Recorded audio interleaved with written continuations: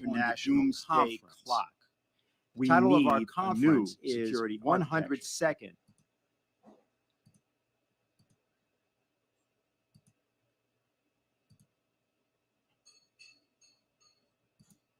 The second movement of this sonata is being done by Norbert Breining and Gunther Ludwig.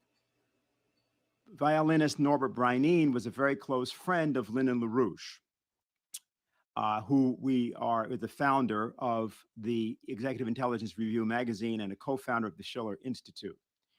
He shared with LaRouche not only a good sense of humor and a good joke from here on occasion, but in particular a breakthrough around the idea of motivic thorough composition. This was a very specific idea that Norbert had worked on for much of his life, and he discussed this with Lynn. It had to do with some very important ideas, which we'll probably hear a little bit more about during the course of the second panel. But I will just want to point out that when Lyndon LaRouche was incarcerated unjustly, Norbert Breining held concerts in defense of his friend and colleague, Lyndon LaRouche. His approach to music and LaRouche's approach to politics as a form of art were nearly identical. And so, without further discussion, second movement, Andante Tranquillo of the Brahms Sonata for Violin and Piano, Opus 100.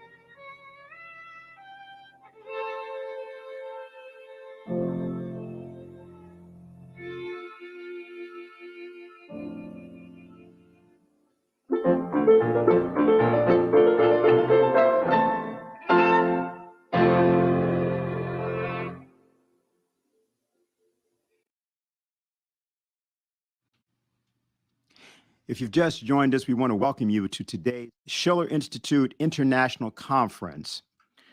The title of our conference today is 100 Seconds on the Doomsday Clock. We Need a New Security Architecture.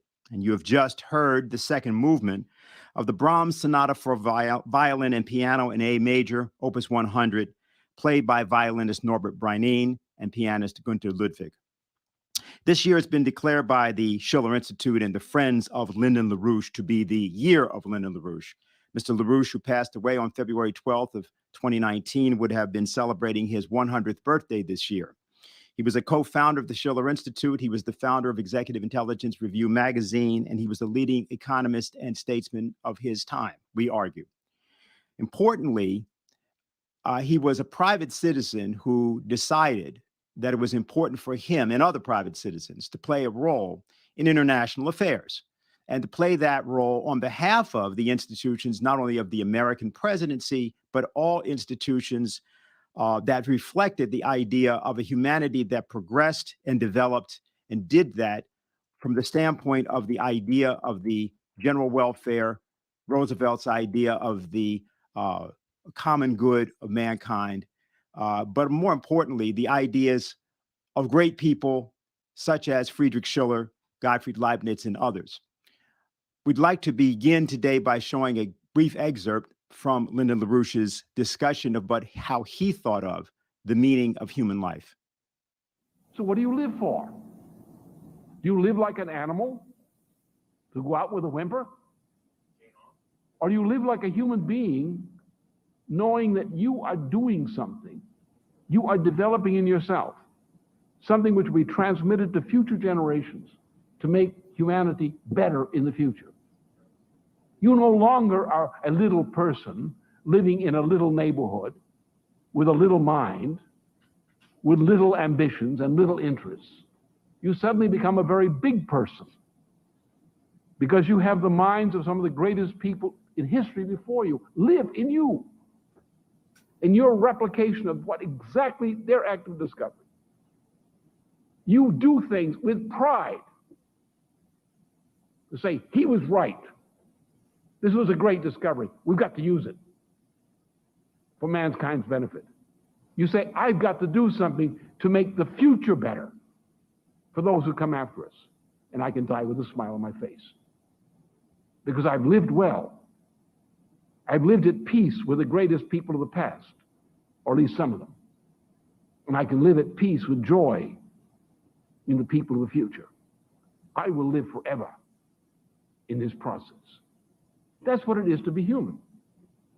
And when you think like that and look at other people like that, you don't have a problem. You may have problems, but that's fun. Because if problems force you to attack and solve problems, whether as an individual or in conflict with others, that is fun. We are now in our Schiller Institute conference, 100 seconds on the doomsday clock. We need a new security architecture, and this is panel 1. Who and what are driving the rush toward world war? How close are we? Today's circumstance, which I think everyone who is on this conference is well aware of, is in fact eerily similar to a circumstance of 22 years ago, and is significantly different than what we, or many of us, may believe today's circumstance is. Lyndon LaRouche, from the vantage point of 22 years ago, explains. On the 12th of October, August, a Saturday, a Russian major vessel, a submarine, the Kursk, was sunk in the Barents Sea. Some hours later, the location of the sunken submarine was located, and in the following hours, the president of Russia, President Vladimir Putin, telephoned the president of the United States, Bill Clinton. They met by phone. There were discussions with their respective military groups, advisors on both sides. The two presidents discussed, and thermonuclear World War III was avoided. That's the fact of the matter, the essential fact. Now, this situation, which still continues, a continued and escalating threat of thermonuclear and other war, now spreading about the planet, is a condition which I addressed a little more than 11 months ago. What you're seeing is a war in the North Caucasus region on southern Russia. What you're also seeing is a war which is broken out simultaneously in the border between Pakistan and India. The forces behind these attacks on Russia and on India are the same. They are a mercenary force which was first set into motion by policies adopted at a trilateral commission meeting in Kyoto, Japan in 1975. The policies originally of Brzezinski and his number 2 man there, Samuel P. Huntington.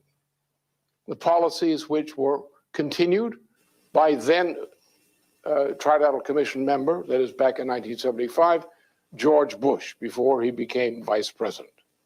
These are policies which were continued by George Bush as vice president. This is under Bush, became known as the Iran-Contra drug finance link operations of mercenaries deployed with private funding all over the world, recruited from Islamic and other countries, and targeting Russia's flank. This mercenary force, that's it, just the beginning. But in that film, I did not, of course, indicate the sinking of the Kursk. And though I did, the crisis associated with the sinking of the Kursk, which if Bush had been president or George W. Bush Jr. had been president, would probably have led immediately to World War III. So obviously you don't want George Bush for president at this time under those conditions. But what I forecast was a condition which already existed, a condition which in the later part of the films I indicated would continue, has continued, would worsen, had worsened, and we are still headed toward some kind of catastrophe, which could be thermonuclear World War III, or something equally bad. And there are things which are equally bad. point is that what has happened now was the inevitable consequence of policies to which I referred then. Policies which have a deep root in US foreign policy from the 1970s. These were the policies of the Carter administration. These were the Bush policies of the Reagan administration, as far as Bush was running part of the show then. These were the policies of the Bush administration. These have been the policies of the United States government under the Clinton and Gore administration. Continued. Clinton may have objected to this.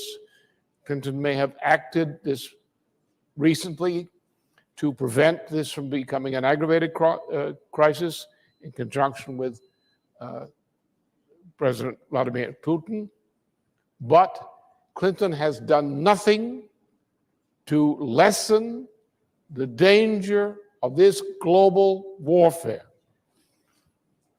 If Gore were to become president or Bush, war or similar kinds of global catastrophe would be inevitable. That's the problem we face, because the policy structure which is in place in the United States and generally in the world today ensures a drive of civilization toward a collapse, worse on a global scale than the New Dark Age, which struck Europe during the middle of the 14th century. Now, contrary to some people, you don't bet on wars. You don't go to your bookie and say, I want to make a bet on whether war breaks out or not. War is not an event.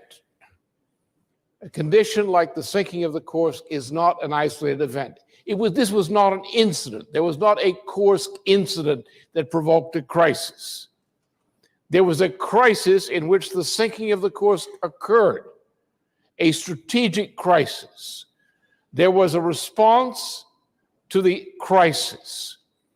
There was a response by two presidents, that of Russia and the United States, to the accentuation of the crisis associated with the sinking of the Kursk. But do not speak of a Kursk incident. History doesn't work that way. You are now at the conference 100 seconds to midnight on the doomsday clock. We need a new security architecture. We are beginning panel one.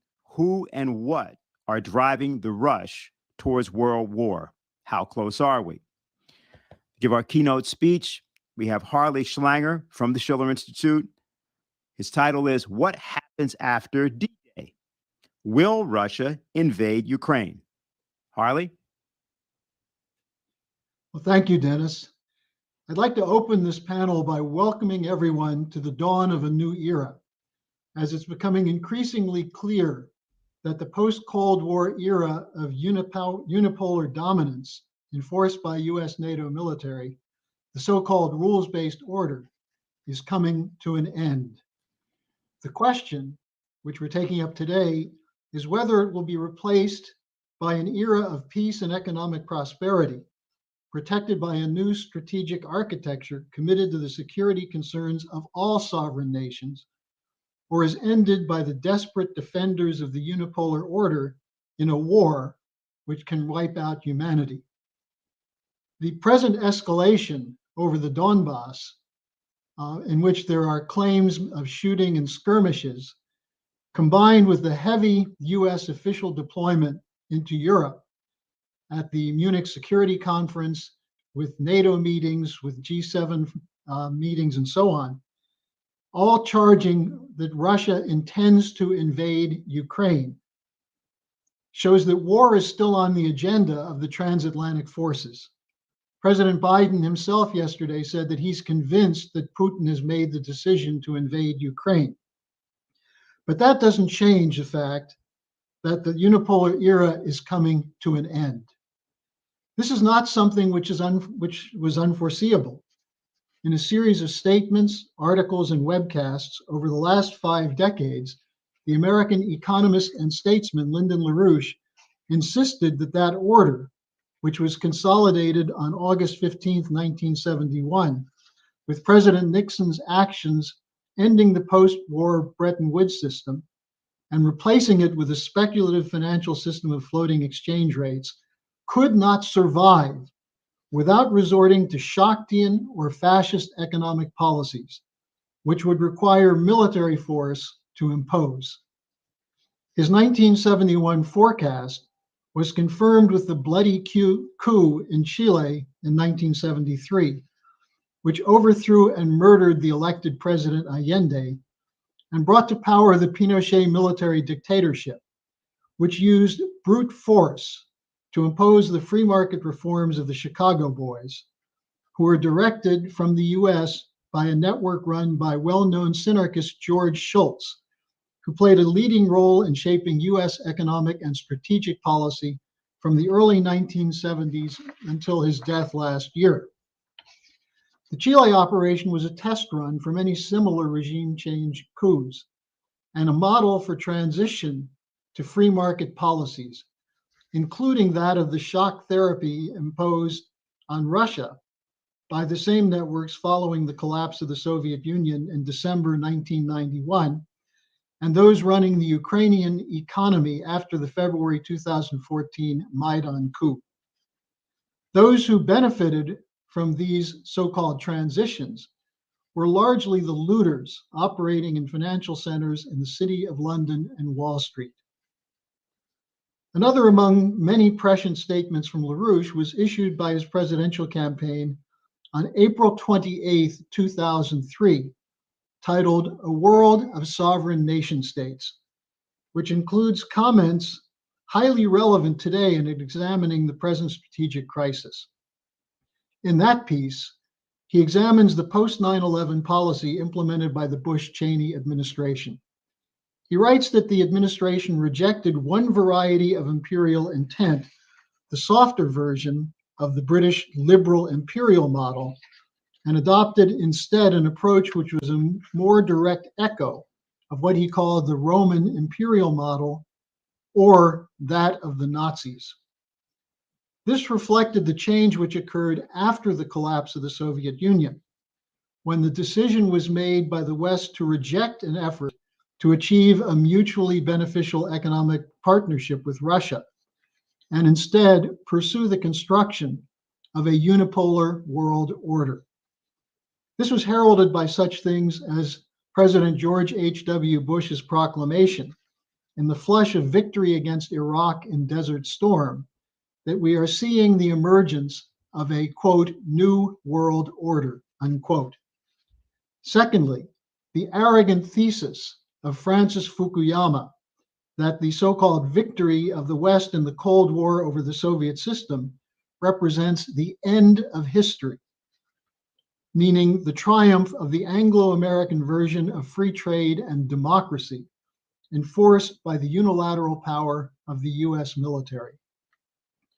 A third example of this was the outlook of the Project for a New American Century grouping of neoconservatives, which launched the endless wars after 9/11, typified by Cheney, Rumsfeld, Wolfowitz, and Kagan.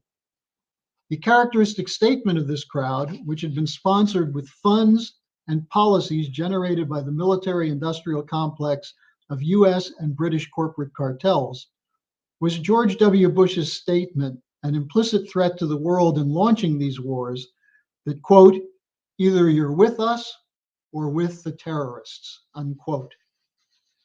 LaRouche wrote that the adoption of this Anglo-American assertion of total supremacy demoralized our European allies.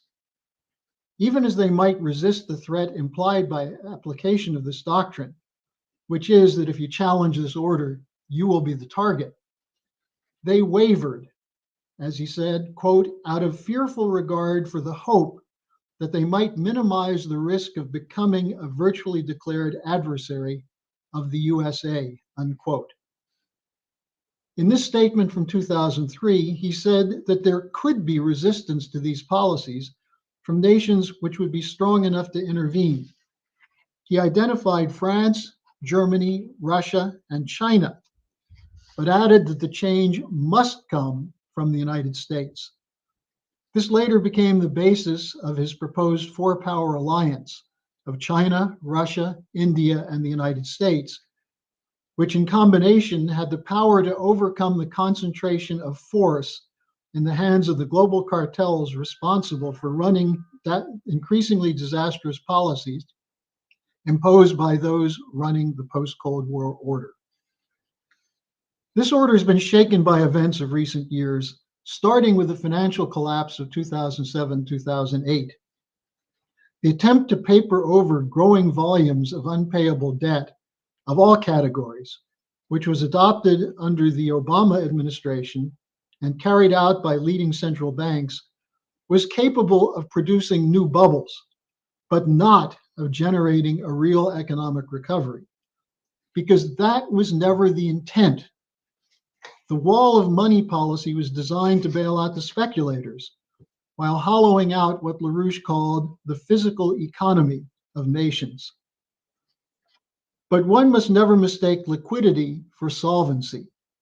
The latest everything bubble began collapsing in September 2019, and the attempt to protect the bloated, worthless financial assets on the books of the leading banks, insurance companies, hedge funds, pension funds, etc., with a great reset implies a new global financial system under the dictatorial control of central banks, under which all nations must surrender their sovereignty. This is something that Russia and China will not do. Likewise is the resistance to the global Green New Deal, which is based on the fraudulent idea of man-made global warming, which the same elites of the rules-based order say can only be combated by accepting a zero carbon emissions policy, which would put an end to use of efficient forms of energy production, such as fossil fuels, coal, oil, natural gas, and elimination of nuclear power. But at the COP26 conference in November of last year, there was a rebellion. Yes, there was lip service paid by many to the need to eliminate carbon-based energy production, but this is being rejected in practice. An example of this reaction is President Macky Sall of Senegal, the chairman of the African Union, who said of the agreement signed at COP26 that it is not workable. He said more than 800 million Africans need electricity, and it will not be provided by the green technologies promoted by such phony projects as the European Union's Global Gateway program. The unipolar order has also been shaken by the disastrous results in the endless wars conducted by the US and NATO. And this is most significant. Trillions of dollars have been spent, millions of lives lost, continuing up to today, as the sanctioned regimes imposed by those who launched the wars continue to threaten millions with starvation, lack of access to healthcare, fuel, etc., as in the case of Afghanistan, Yemen, Syria, Iran, and many other countries. There's a growing moral outcry against these wars, while those who launched them are looking for cleaner ways to kill, as with the just concluded Operation Global Lightning. So finally, we get to the present crisis, with Ukraine at the center. It's not about Ukraine, as much as it is about the demand from Russian President Putin that the post-Cold War encroachment of NATO through eastward movement threatens Russian security and must end with a return to the agreements reached in 1997. What has enabled Putin to make his demands now? Demands for no NATO membership for Ukraine and Georgia, no NATO offensive weapons deployed to Ukraine, and a diplomatic resolution of the solution in eastern Ukraine based on implementing the Minsk agreement, is that advances have been made in science which have allowed for a significant increase in the power of the Russian military. And secondly, the growing alliance with China, which is the other major target of the unilateralists. The consolidation of this relationship between Putin and Xi Jinping, between Russia and China, during their February 4th summit, created an in-depth panic, actually hysteria, among leading figures committed to the unipolar order, as can be seen in two statements. First, from the Daily Telegraph on February 4th, in an article titled, "Russia and China Rise from Their Knees to Challenge US Dominance." If we could put that up on the screen, please.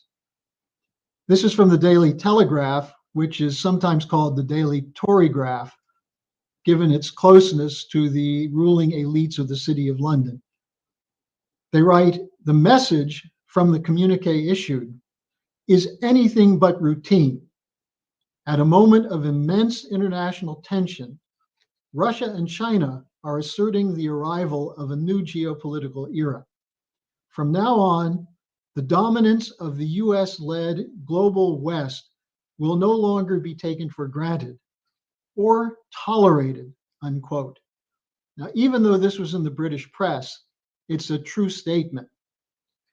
Then we have one from Fred Kemp, the CEO and president of the Atlantic Council, one of the leading pro-war think tanks, which was created in 1961 to keep the United States under the geopolitical direction of the British and the British Empire. He issued a statement February 6th titled "The Audacious Putin-Xi Compact." Here's what he said. "This is big. The two leading authoritarians of our time have declared unprecedented common cause, perhaps even a de facto security alliance, with aspirations of shaping a new world order to replace the one fashioned by the United States and its partners after World War II. Note that he leaves out the role of the British in that. Then he continues, "Yet for all the two countries' historic animosities and considerable remaining differences, perhaps never in their history have they been closer.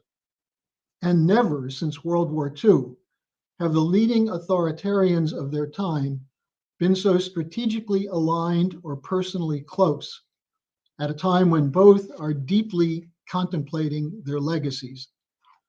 Note that he's comparing Putin and Xi to Hitler and the Axis powers in that statement. And then he continues, "What unites Russia and China remains mostly their opposition to the United States. They've cynically appropriated the concepts that define US foreign policy: democracy, human rights, and economic development, though their actions are ridiculously inconsistent with their rhetoric. One might ask Kemp, where is democracy in the regime change coups run by the West? Where are the human rights of the Afghan people? Where's the economic development in the International Monetary Fund policies imposed on poorer countries? What is actually threatening to Kemp and others is the idea of Eurasian integration, which is what is proceeding with the Russian-China alliance, which is going to be extended, whether they like it or not, at some point, to Eastern and Western Europe. This is what's seen as a casus belli for nearly 2 decades, since Halford Mackinder codified this in his theory of geopolitics. What the likes of the editors of the Imperial Daily Telegraph and Fred Kemp will never accept is that what Putin has requested in the form of treaties with legally binding security guarantees has been made necessary due to the broken promises and hostile actions against Russia, beginning with the refusal to live up to the promise of no eastward expansion of NATO, made repeatedly in talks in 1990, and recently confirmed by the US ambassador to Russia in that period, Jack Matlock. Matlock wrote that he was there when the pledges were made. It's also the case that Putin's stand has emboldened others, such as former French Foreign Minister Roland Dumas, who stated in an interview this week that he was also there when the promise was made to Russian leaders. For those such as Blinken, Boris Johnson, Stoltenberg, and others, to deny that those promises weren't made or don't count because they were not written is the kind of lawyer's argument that undermines the credibility of those who made the promise. Perhaps this is why Mr. Blinken is forced to repeat the same gibberish over and over about Putin's alleged intention to invade Ukraine and how we must have unity to protect European security. It is clear in the recent visits to Moscow by French President Macron and German Chancellor Scholz that they have not been swayed by the repetitions of Blinken. Instead, as we are living in a most turbulent moment, caught between hope and fear, the words spoken by a Chinese representative at the UN in a debate on the Ukraine crisis can resonate with all peoples. The diplomat described the tension over Ukraine as something not inherent in the Ukraine situation. But he said, in the refusal of the US and NATO to renounce the mentality of the Cold War, which is an echo of Helga Zepp-LaRouche's insistence that one country's security cannot come at the expense of another's. This is what the call for a new security architecture means. This is what Lyndon LaRouche, his wife Helga, and the Schiller Institute have fought for over many decades. And now it is in our hands, as citizens of nations, to make sure that such a new security architecture, which guarantees mutual security, can be realized. Make no mistake about it, the unipolar era has ended, even though Antony Blinken and his war hawk sidekicks have not gotten the text message on this yet. Let us resolve to replace it with one which represents a commitment to protect the lives of all humans, defend the sovereign rights of all nations, and give every child an opportunity to fulfill their God-given potential in a world of peace, development, and mutual benefit for all. Thank you. And thank you, Harley. Our next speaker is Natalia Vitrenko of Ukraine, Chairwoman, Progressive Socialist Party of Ukraine, and her topic is Ukraine's role in present world affairs. Уважаемая Хельга, уважаемые участники конференции. Dear Helga, dear conference participants, it is very important that our conference is taking place in a period of heightened confrontation between two blocs of leading countries in the world. This is the NATO countries, led by the USA, and the other bloc, which is taking shape before our very eyes, is Russia and China, whose joint declaration of February 4th of this year proclaimed their intention to be together on all issues. This is extremely important because mankind is on the brink of World War III, and the knife's edge of that confrontation is my country, Ukraine. Essentially, this is what we warned about. Let me remind you about my intervention at the European Parliament on February 26, 2014. That was during the tour by representatives of our party, which I believe was very important for the international community when we visited Germany, France, and Italy. Our friends from the Schiller Institute helped us organize that trip.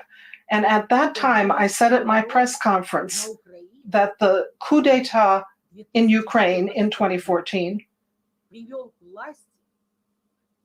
had brought to power Nazis and Russophobes, and that this would give rise to extremely grave problems, not only for Ukraine and not only for the Eurasian continent, but also for the entire world.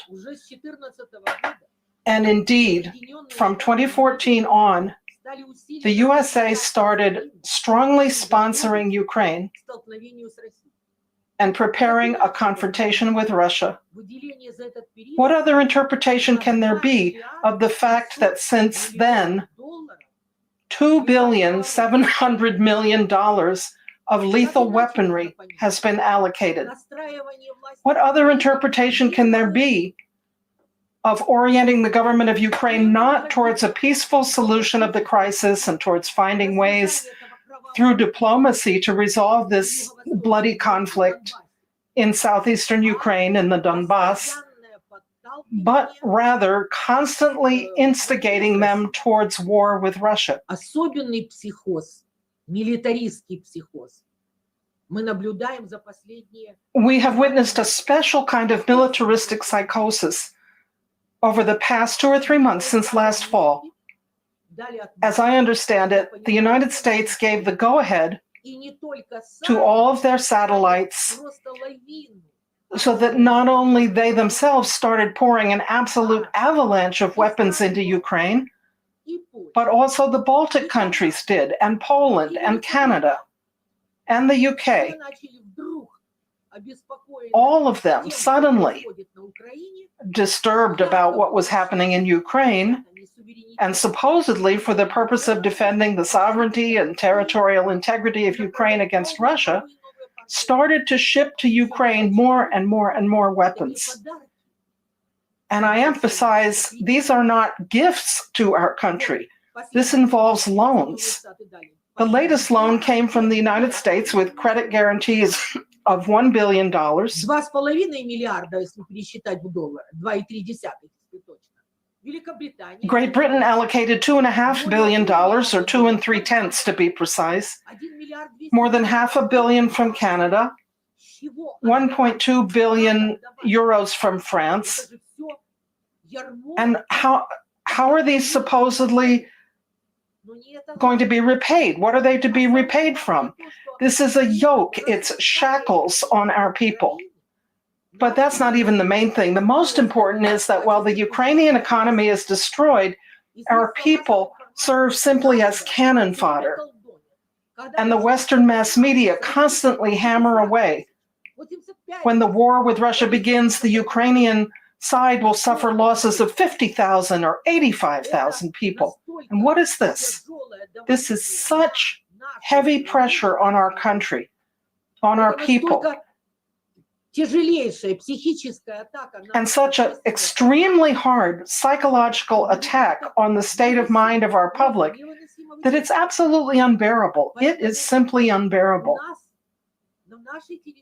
So what is happening in our country with the population is a very difficult process. People are packing emergency go bags. They're trying to locate bomb shelters. They're organizing local area defense militias. And it's all without question a blow to the economy.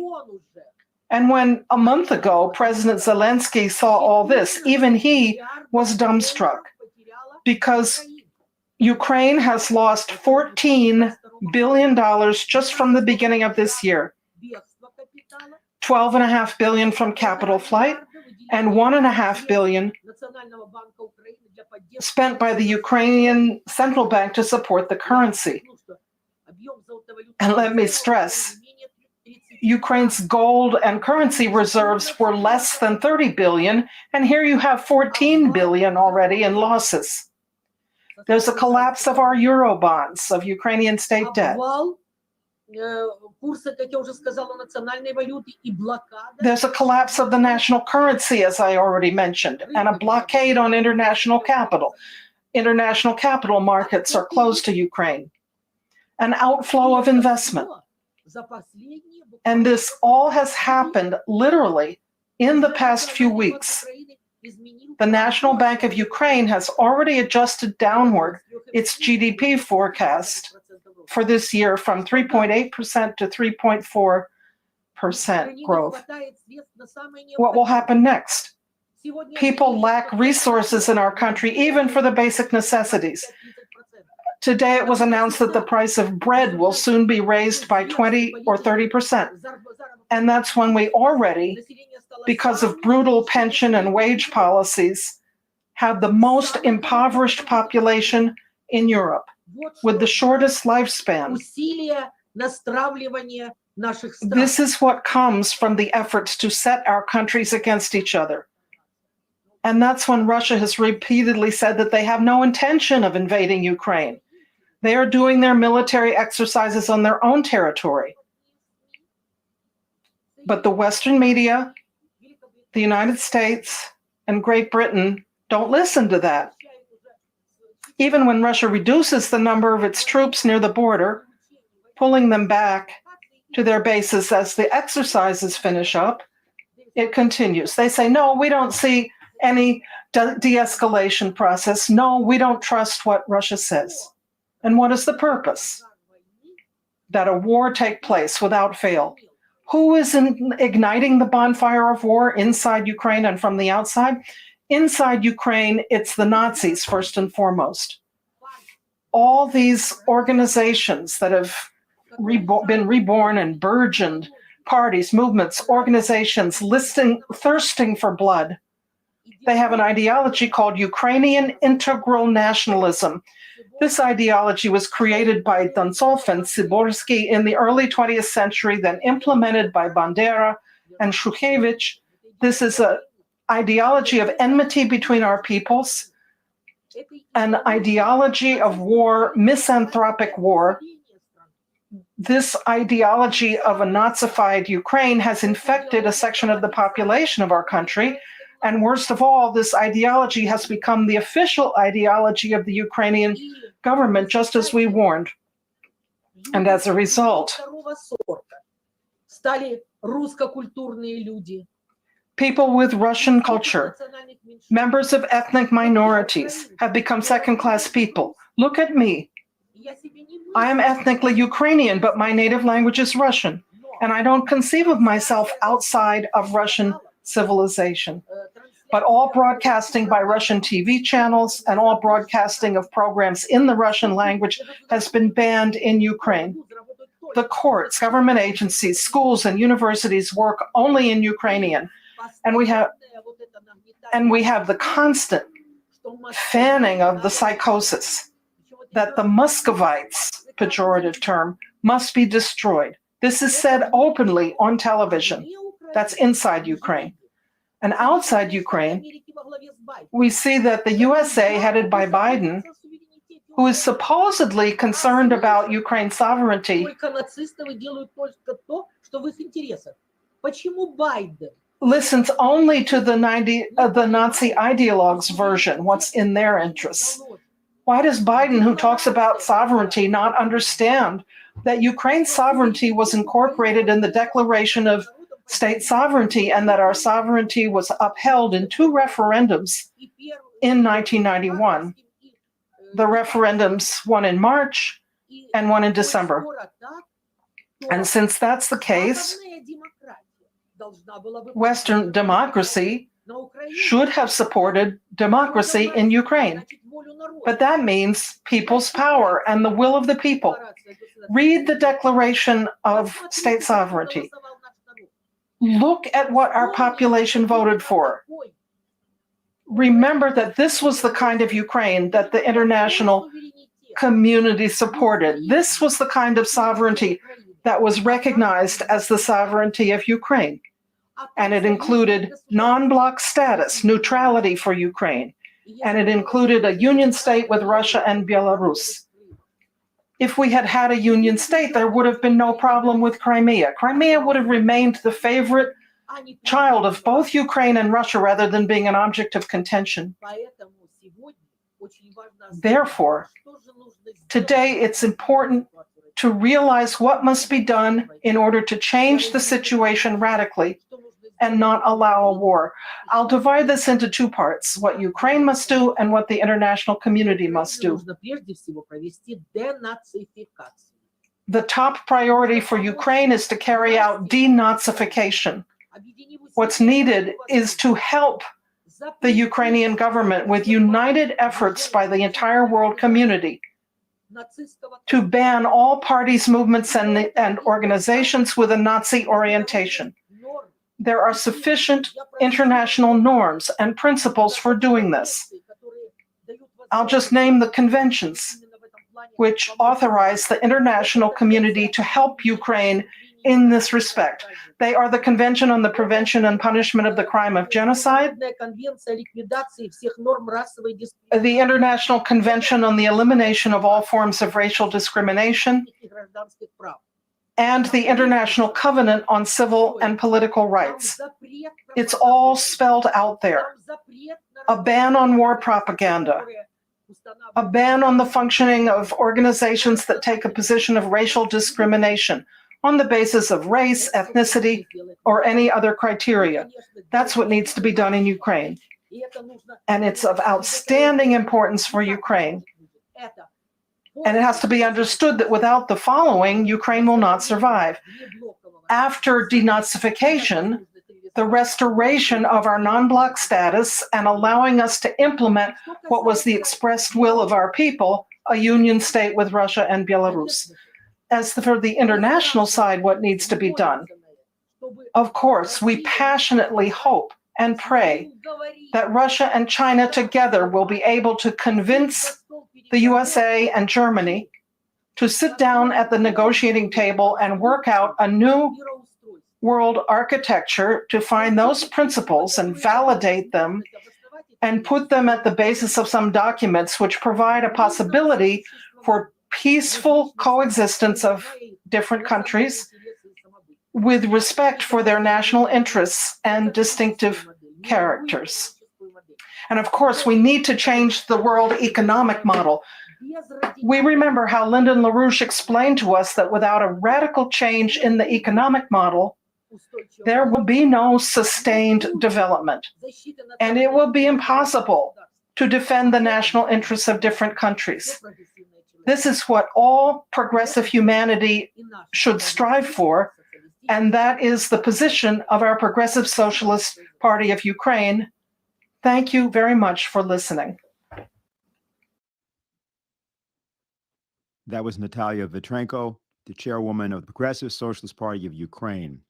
We're next going to hear from Colonel Alain Corvès of France, the international consultant and former counselor for the French Defense and Interior Ministries. His topic is Evaluation of the Strategic Situation, a French Perspective. Welcome. Thank you very much. I've not a written speech, but I first want to say that I agree completely with the two speakers who talked just before me. I want to stress the fact that we are at a very specific point in the evolution of humanity, we can say, because I think the crisis of Ukraine is the result of the end of the American supremacy in the world. I don't want to remind everybody, you are perfectly aware of the change in the equilibrium between the nations at the end of the USSR in 1991. This was a great moment. And we can say that starting from this moment, the hubris, the Greek word for the egoism of the United States started, and they thought that it was their duty to lead the whole world. This was obviously a great mistake, but we can understand that at this time, this thinking was possible because there was no other bloc able to balance the power of the United States. But since then, years have passed, and we have seen now that more and more nations are saying to the United States, we don't agree with the way you want us to live, and we have a different pattern of way of living. And now we are powerful enough to say what we want, and you have to listen to us. I will sum up very quickly, but the kind of agreement that Vladimir Putin and the Russian administration sent to Washington in December, saying now it's not possible to go on like this with your nuclear missile at the border of all our frontier from the north to the south.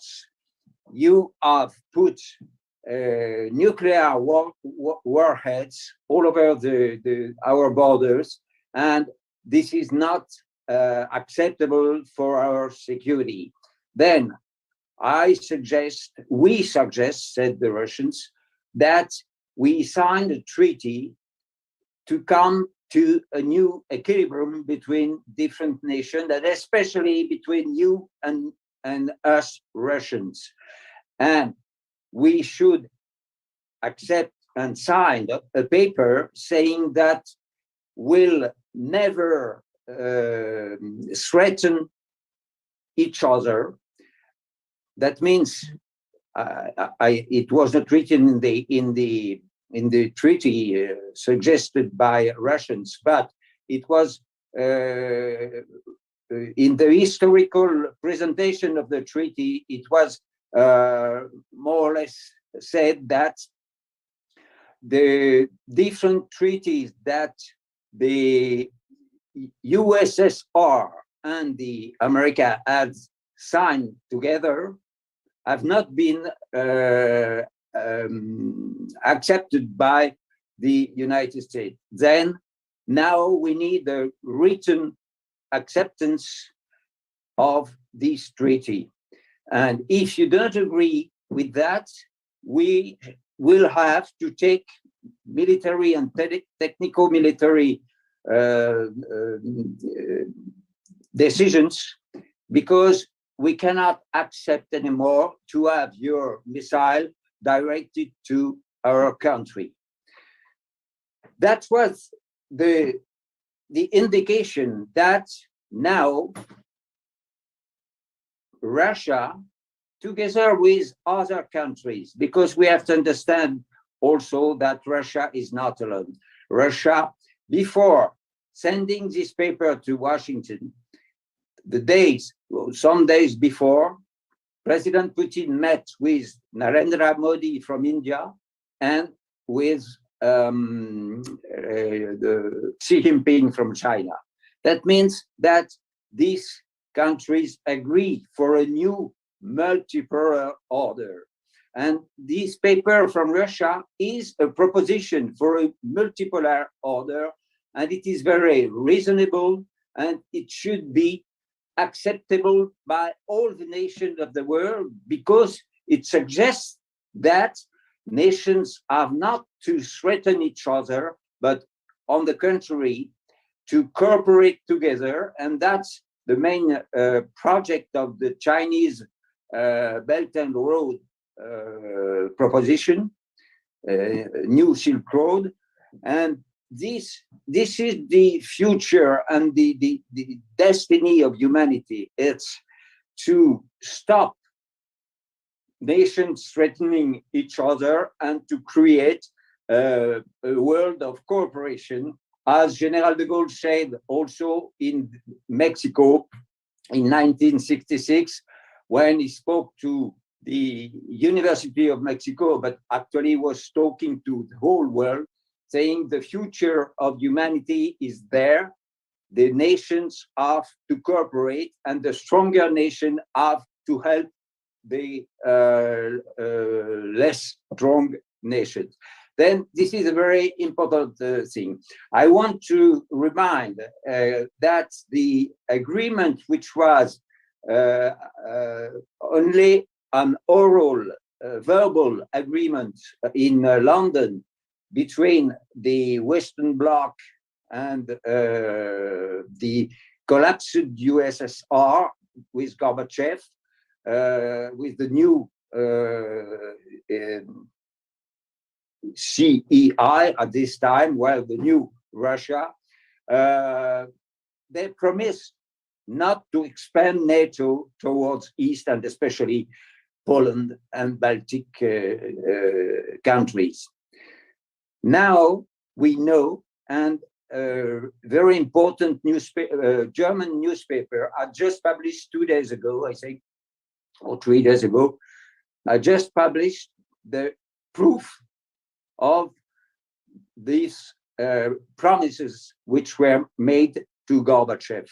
And this is a new information which Der Spiegel has given 3 years ago. That's very important also because this document, it showed that these promises were made by, were written on a paper, and that's very important.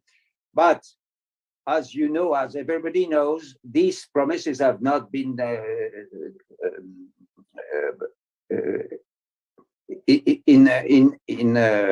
executed.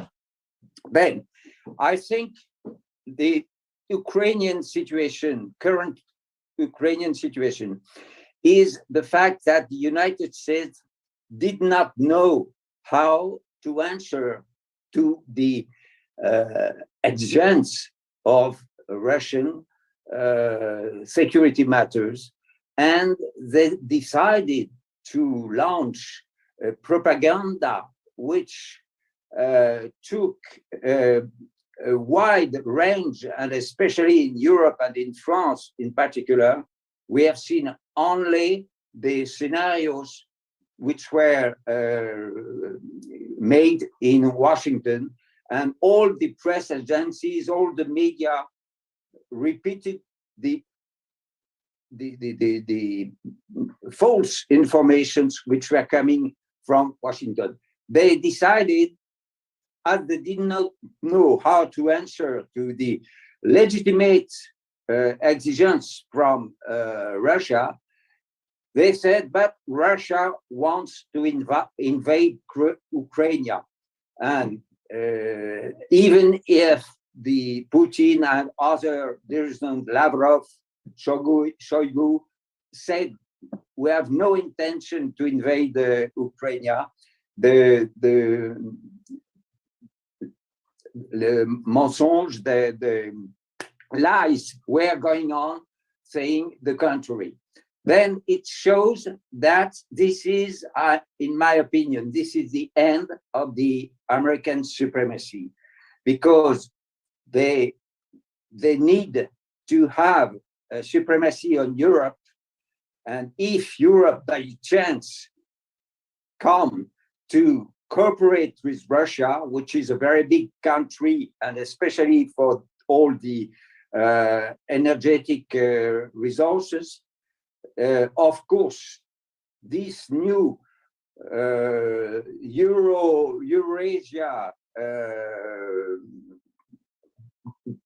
group of countries would be independent from United States. Then we understand that NATO, which was created to face to face the communist world,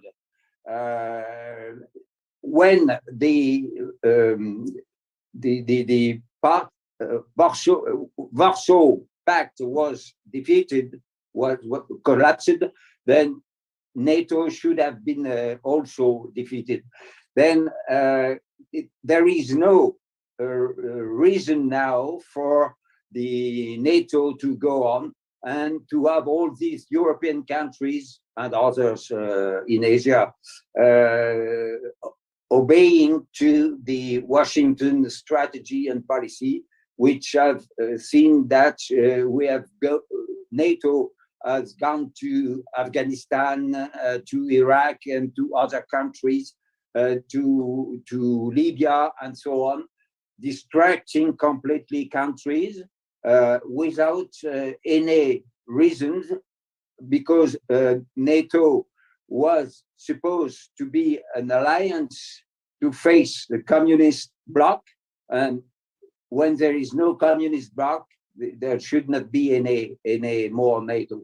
Then I want to finish my speech by saying that we are in presence of a very big moment, because I think Ukraine the crisis about Ukraine will show the world the end of the American supremacy. Of course, it will not be tomorrow, but it's a sign that now the world does not accept anymore the supremacy of United States all over the world. And especially, I think, for my country and for European countries, that they should understand that NATO has no reason anymore to exist, and that we should leave this organization, which is a war organization for the interest of United States,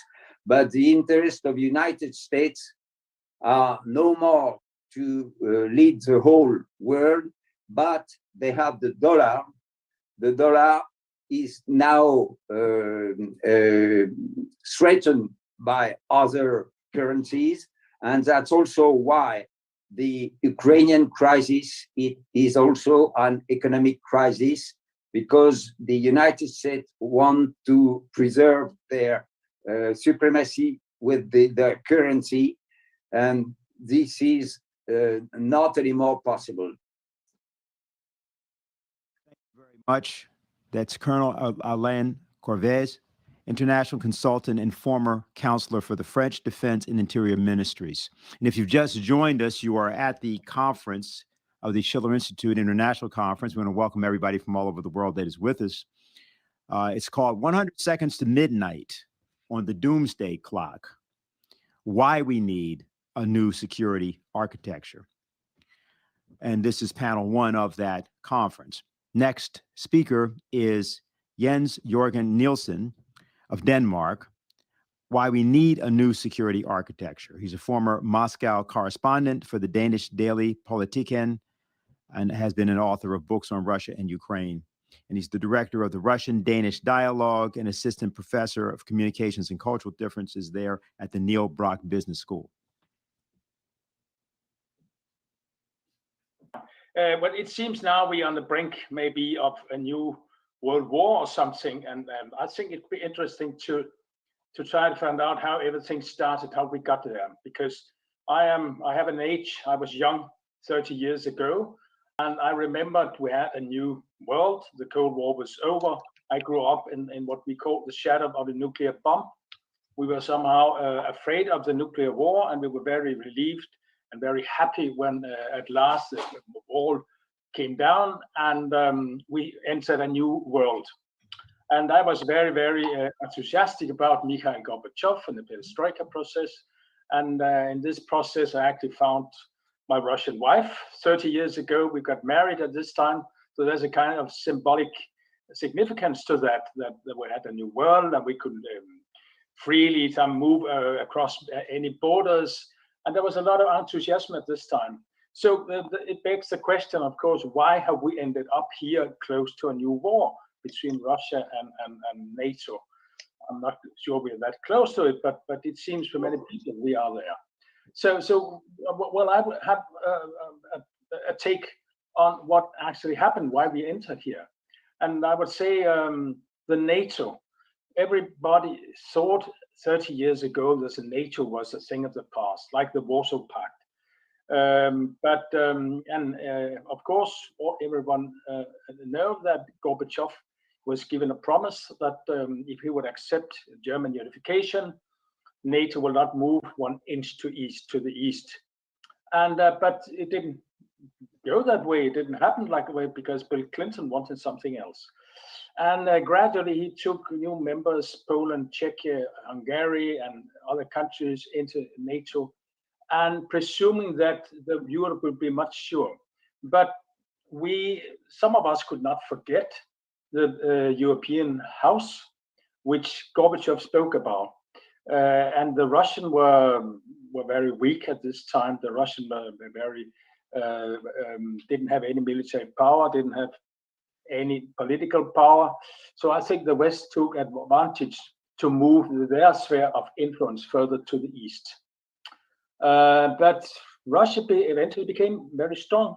I would say one thing: George Kennan, for any historian, he's a very important person because he was actually the one who started the old Cold War in 1946 with a long telegram from Moscow where he worked.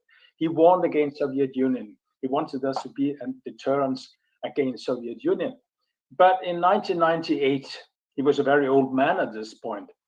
Mr. George Kennan, he gave a very strong warning. And he knew Russia, he knew Soviet Union, he was fluent in Russian. And he warned and said at this time, why should we do this? Because eventually it will end up with the Russians being very angry at us. They will be strong, and we will have a very strong opponent. I think were very wise words at this time. Kissinger, many other people at this time, not left-wing people at all, warned against this NATO expansion because, and even in Europe, there was also voices who said that we should actually try something new. We should have a new security, indivisible security organization. But European House, which Gorbachev talked about, ended up to be a European House, ended up to be NATO. And the worst thing, I think, is that Russia was deliberately excluded from this. Because even Vladimir Putin, when he became president 20-something years ago, he actually wanted Russia to become member of NATO, some very close link to NATO. But it didn't work out, and he was not allowed. And I thought that if we, at this point, had taken another path in Europe, I think maybe everything would look quite different. Because if you look at it from this point, it seems extremely stupid that we are now close to a war. Secondly, we are using a lot of energy, a lot of financial resources. Whilst clever young people will study how to build new weapons and things like that, we could use it in quite another way. So it's a very, very stupid thing we ended up here. So I think it's very important that we scrutinize much more what can we do to change this security architecture, because I think it's a basic problem in Europe that we don't have a proper security architecture. There was a meeting in November 1990 where Soviet Union and East European countries and NATO countries and also NATO-backed countries took part in Paris, and they signed a document because of the Paris Accord. It said there very clear that security and peace is indivisible. So you can't have any new organizations against other countries. So we are actually violating the Paris Accords today, it seems to me, because we didn't make this common security architecture. Instead, we have this tension. We have this very bad tension, which seems to become stronger day by day. So what I think is needed now, I think we have to go back to the starting point in 1990 with the Paris Agreement. And we have an organization called OSCE, and I think we could use it much more because Russia is also part of OSCE. At any rate, we need something quite different because NATO is not giving any security. NATO is not at all, it doesn't guarantee any security, stability. And I think the victim of all this, the first victim, I would say, we are many victims. We are, all Europeans are somehow victims of this process. But the first and foremost, Ukrainians themselves are victim of this policy, because Ukraine is a very poor country today. Actually, the poorest country in Europe at this point. And even now, because of this war propaganda, basically from American security services, I think all investors are flying from Ukraine, and they don't want to be there anymore. So economy is suffering extremely right now. So I think that just because to help Ukrainians and to secure to have more security both in Europe and in Russia, we have to take quite another approach how to find a quite new security architecture so we can have a much more flourishing society, because the potential is there. The potential is here in Europe and Russia for a much more flourishing economy, a much more flourishing society. So I think there is a huge need now for a new way of thinking, because the old way of thinking, I think, is obsolete. It belongs to, I would say yesterday, it belongs actually to the old Cold War. It's the same way of thinking that Russian is the enemy. We have a strong enemy. We have to have much more weapon, and we have to arm much more because Russia is threatening us. I don't think that it's a dead end. I think it is, of course, it is possible if there is a will, and I think there's also a will from the Russian side that of course we can make arrangement. We can make some. There's a lot of things we can do, but diplomacy should work much more now, and not the army. And I would even not say not politicians, because the politicians have some very strange agendas in my point of view. So I think now time is more to use your brain, not your heated emotions and things like that. Use your brain and see, are we going the right way? And I think if you do that, I think the answer will be no, we are not. And I also think many politicians now are looking for ways how to open this, how to change this situation. It seems like a deadlock we ended up in, but there are ways to go. There are ways to go. There are ways to solve this problems. I'm not. I do not doubt it at all.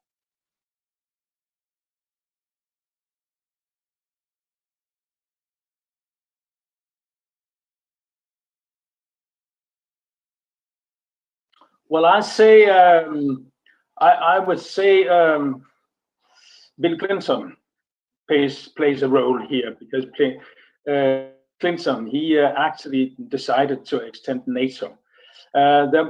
He didn't have to at this time. There was many options. There were many people also in America in the elite that had some other points of view at this point.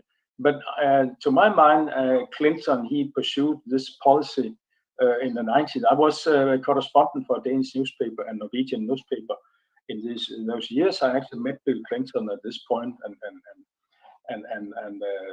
Nielsen, and I think that even Nielsen was angry, because even in 1994, even Nielsen was angry about the NATO expansion.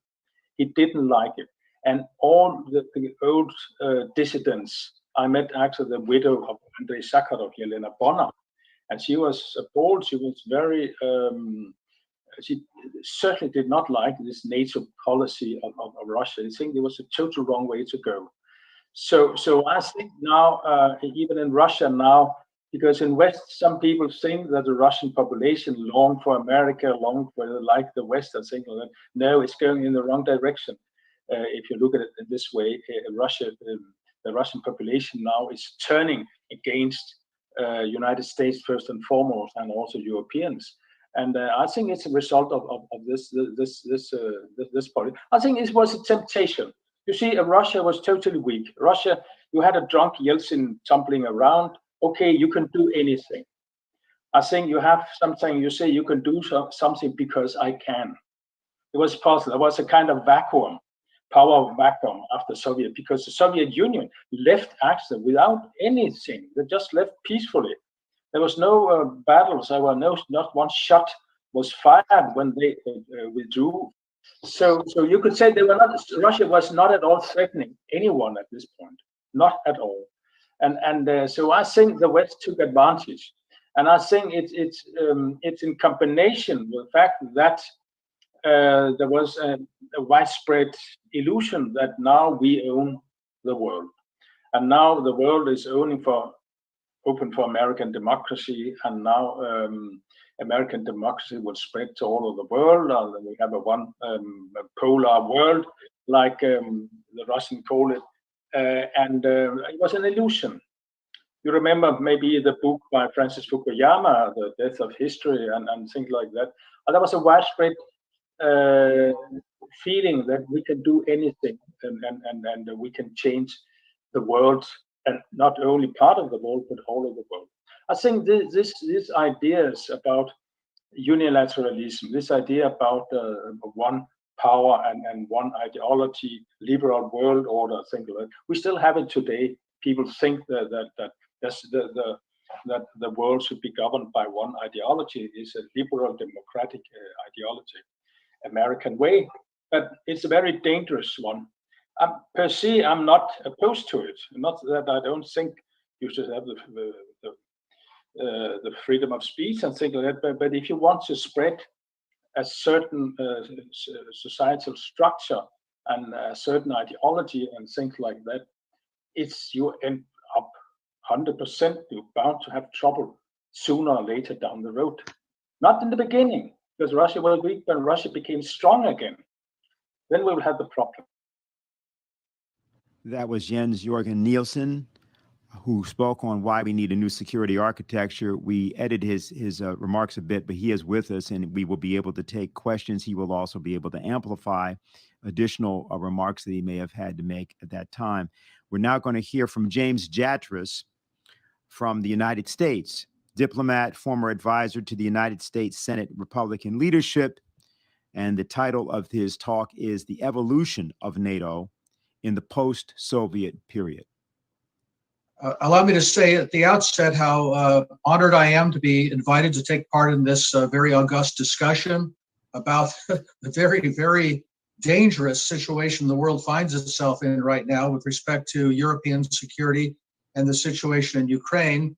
And frankly, one of the hazards of holding a conference like this is anything we might say literally could be rendered obsolete 5 minutes later, given how fast things are moving in Ukraine with the charges and counter charges that are coming from both sides in the Ukraine situation. I think one of the problems we have in discussing this is so many of us are limiting the discussion to Ukraine. Will Putin invade Ukraine, or will he not invade Ukraine? That's the question. And our media in the West, of course, is full of this, which really obscures the issue. And I think one way to try to approach framing it somewhat larger, in a more larger and informative way, is to note that the Polish foreign minister recently was in Moscow and met with Mr. Lavrov, the Russian foreign minister. And during those remarks, Mr. Lavrov referred to the withdrawal of the OSCE mission in Donbass, something that was simply done spontaneously, it seems, by the countries that make up the members of that mission. And he drew an analogy to that, to what happened in Kosovo in 1999 after the so-called Racak massacre, which was the pretext, the trigger that was used to unleash the NATO war against Serbia.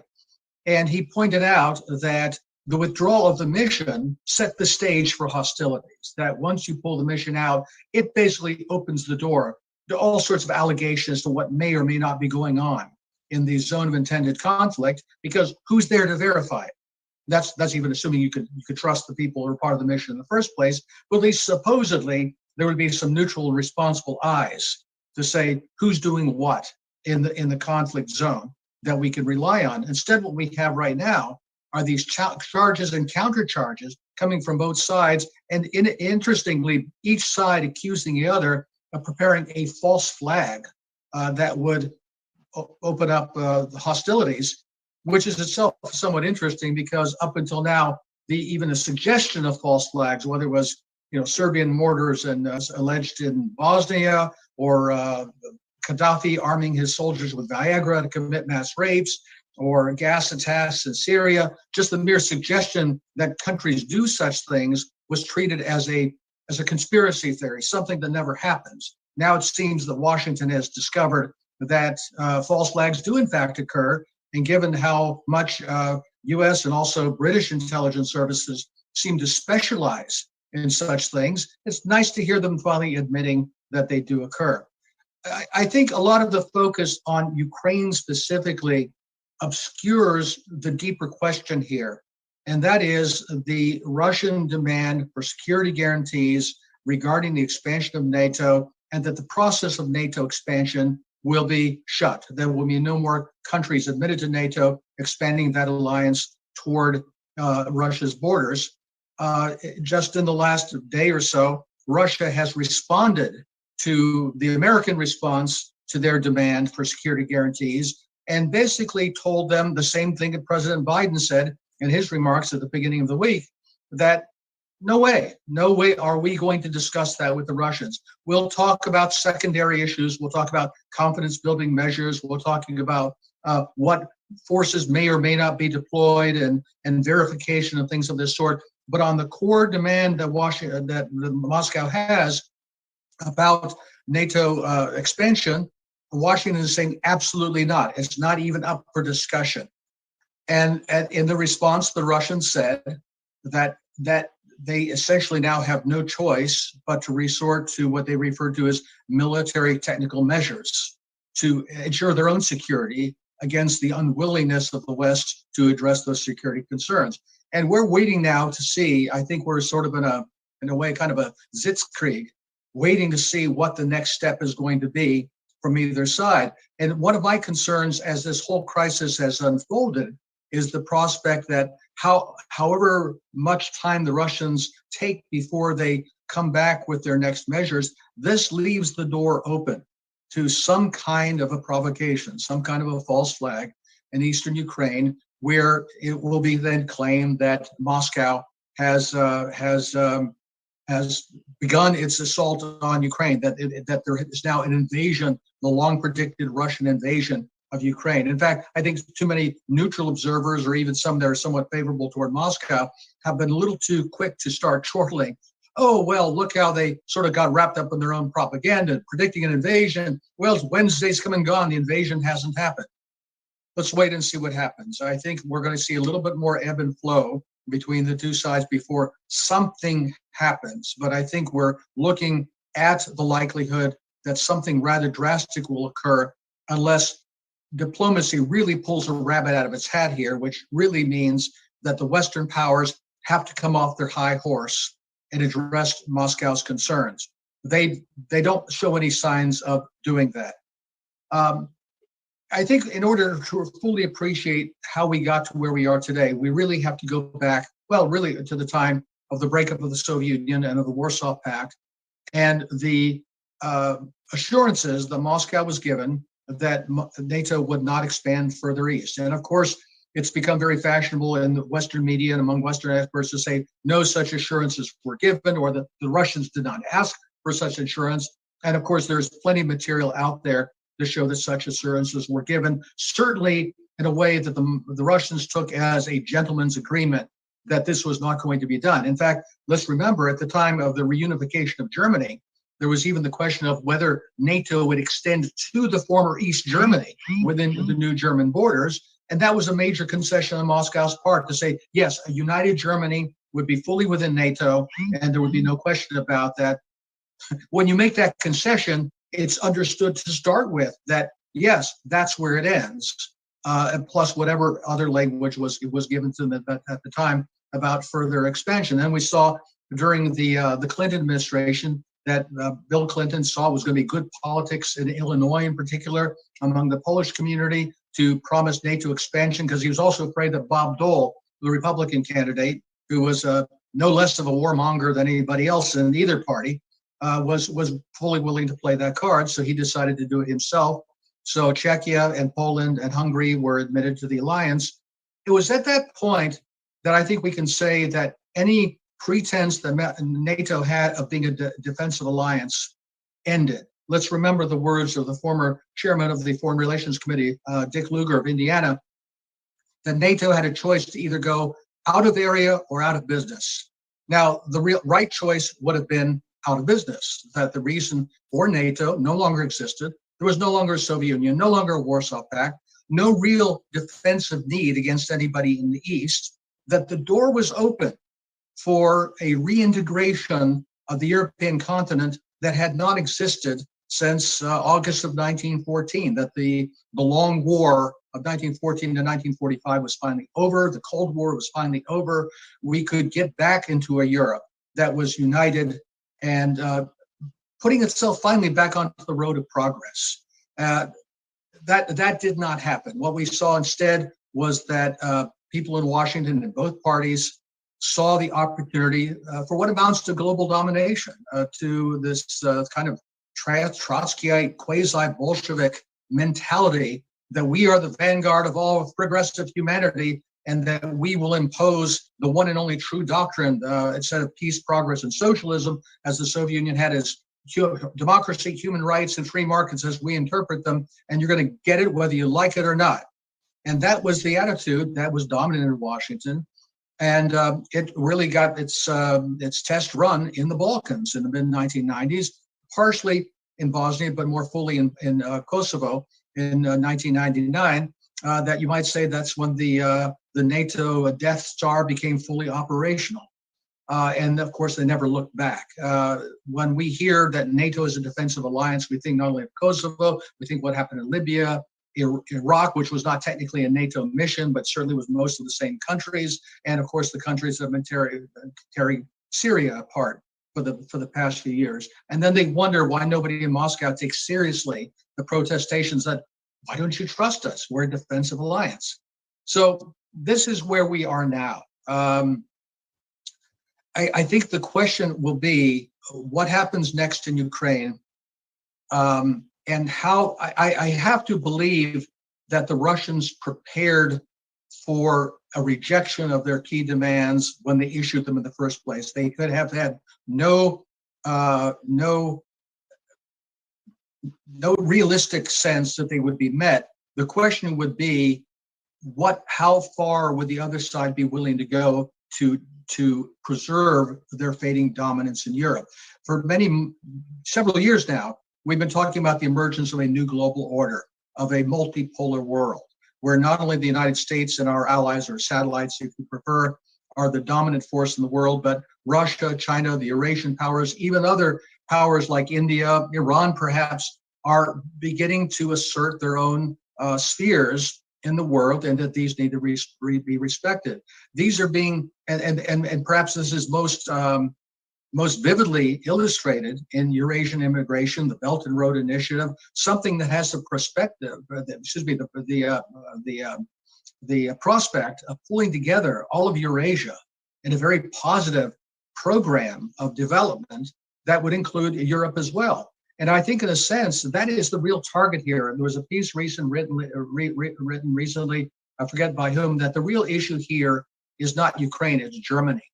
To make sure that Germany is not, and the rest of Europe by extension, with Germany's being the powerhouse of European economy, that there is no integration of Europe and Germany into the broader Eurasian development scheme, and that anything that can be done to stop that, to basically trigger a new Cold War and division in Europe, not at an inter-German border, but at an inter-Ukraine border.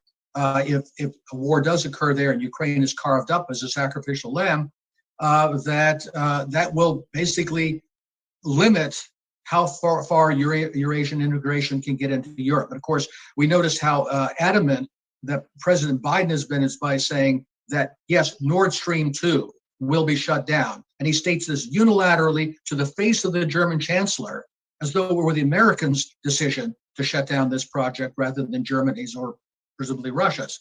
So I think we're waiting with bated breath right now. I think it's important for everybody to speak out about the prospect of war, how much that we have to be concerned that Western statements, yes, I'm not saying the Russians are blameless, but I think in comparison, the real problem is on the Western side, particularly in the United States and in the United Kingdom, who seem very eager to trip off a conflict in Ukraine because they believe that it will help exclude Russia from Europe and cause a new Cold War and force the Germans and the French, who have made signs of wanting to come to some accord with Moscow, to come back onto the American umbrella and never look back. We know when NATO was started, what was the catchphrase? keep the Russians out, the Americans in, and the Germans down. In a way, that hasn't changed at all. And one way to ensure that, at least for another generation, would be to blow up Ukraine. And at least that's what some of these people in the West seem to think. That is the real danger here, in my opinion. I wish we had the transmissions belt, the means, the democratic means to force these people to come to account. We see the Republicans are piling on to Biden for not being warmongering enough. And that's really the coin of the realm in Washington these days. So let's hope for the best here. I hope the Russians have a plan to make their point politically and to show them the military realities in Europe without a whole lot of loss of life. But right now, it's anybody's guess what happens next. That was James Jatras, diplomat, former advisor to the United States Senate Republican leadership. And we will have him and others. We will be going to questions, by the way. And if there are questions that you have, please submit them in writing. We will put it up on the screen. A few others will be available to answer as well. So our final presentation for this panel, and if you just joined us, by the way, the conference is 100 seconds to midnight on the doomsday clock. We need a new security architecture. Final person speaking is Shakil Ahmad Rameh of Pakistan. He's a political economist, and his topic is Imran Khan's proposal for Pakistan to mediate the relations between the U.S. and China. Hello, everybody. Good morning, good evening, and good afternoon, everybody. So today I will be talking about the visit of Prime Minister Imran Khan to China. More specifically, I would be talking about the statement of Prime Minister Imran Khan about Pakistan, that Pakistan can mediate between USA and China. Before digging into how Pakistan will be mediating between China and USA, and second question, will it be possible this time to mediate between China and USA? Let's look at the history, because we have to look at the history, because Pakistan is the only country which have the experience to mediate between China and USA in the 1970s. At that time, Pakistan was a formidable economic power. So world was recognizing Pakistan as an emerging country and emerging economy at that point of the time. That's been Pakistan has a consolidated position in the global arena. More importantly, Pakistan was a trusted friend of China and also a trusted friend of USA, because Pakistan was ally of so many alliances of USA. Number one. Number two, at that time, USA wanted to exploit the situation in its favor. And in late 60s, there was several differences between between China and USSR. At that time, USA thought it would be good if they can use this incident or these events in their favor. So they wanted to create a rift between China and USSR. So they thought it is a good time to work with the China to create differences between USSR and China and make China an ally. So it would be good for them to isolate USSR at the global level. So they started the process to mediate to reconciliation with China. And for that purpose, they requested Pakistan to come forward and mediate between two countries. Number three, there was another point, because at that time, the difference between economic size of China and US was huge. This country did not have any comparison at that point of the time. And if we look at that, the economic status of USSR, that was also not very much comparable USA. So at that time, USA did not have any competition or cutting edge competition from any countries, including the USSR and China. So it was USA was thinking it would be good to forge a partnership and there will be no competition to USA in the long term. So in that context, Pakistan was asked to mediate between them. At that time, Pakistan has the confidence of USA and the confidence of China. So Pakistan started the process of the reconciliation between two countries, and Pakistan put efforts to mediate. And these mediations were successful. After that, China and USA started to work together. Now come to the present. The entire context has been entirely changed. due to the different reason. Number one, China is now formidable global economic power. China is moving very fast towards become the biggest economic power in the world. China is putting competition in front of USA in every field. If you talk about the economy, if you talk about the trade, if you talk about the cutting edge technologies, even simple technologies, China is moving very fast, especially in the artificial intelligence, quantum computing, and in the 5G technology. China is way ahead from other competitors, including the USA. So situation, one count, the situation has been changed. Now USA has a competition in the field of economy and the technology. Second, they wanted to create a chaos in the region by using the Russia. But at this point of the time, Russia and China, they are working very closely. So there is no chance to create the rift between these two countries. In the past, in the 60s and 90s, in late 60s, there was a rift between two countries. And that gives a chance USA to exploit that situation. But now, both countries are working very closely. There is no chance that the USA or their allies can create any rift between these two countries. Number three, USSR has also re-emerged at a global stage as a big economic power. They are fast moving on the global ladder. After their turmoil, after their disintegration, they are recovering very fast. And they have the support of regional countries, especially from the UAE, China. So the whole context has been changed. In this context, Pakistani situation has been also changed. Now, at that time, Pakistan was a good economic power. It was the emerging economic power. Right now, Pakistan has been entangled in different issues, including the debt trap by IMF, World Bank, other and international financial institutions.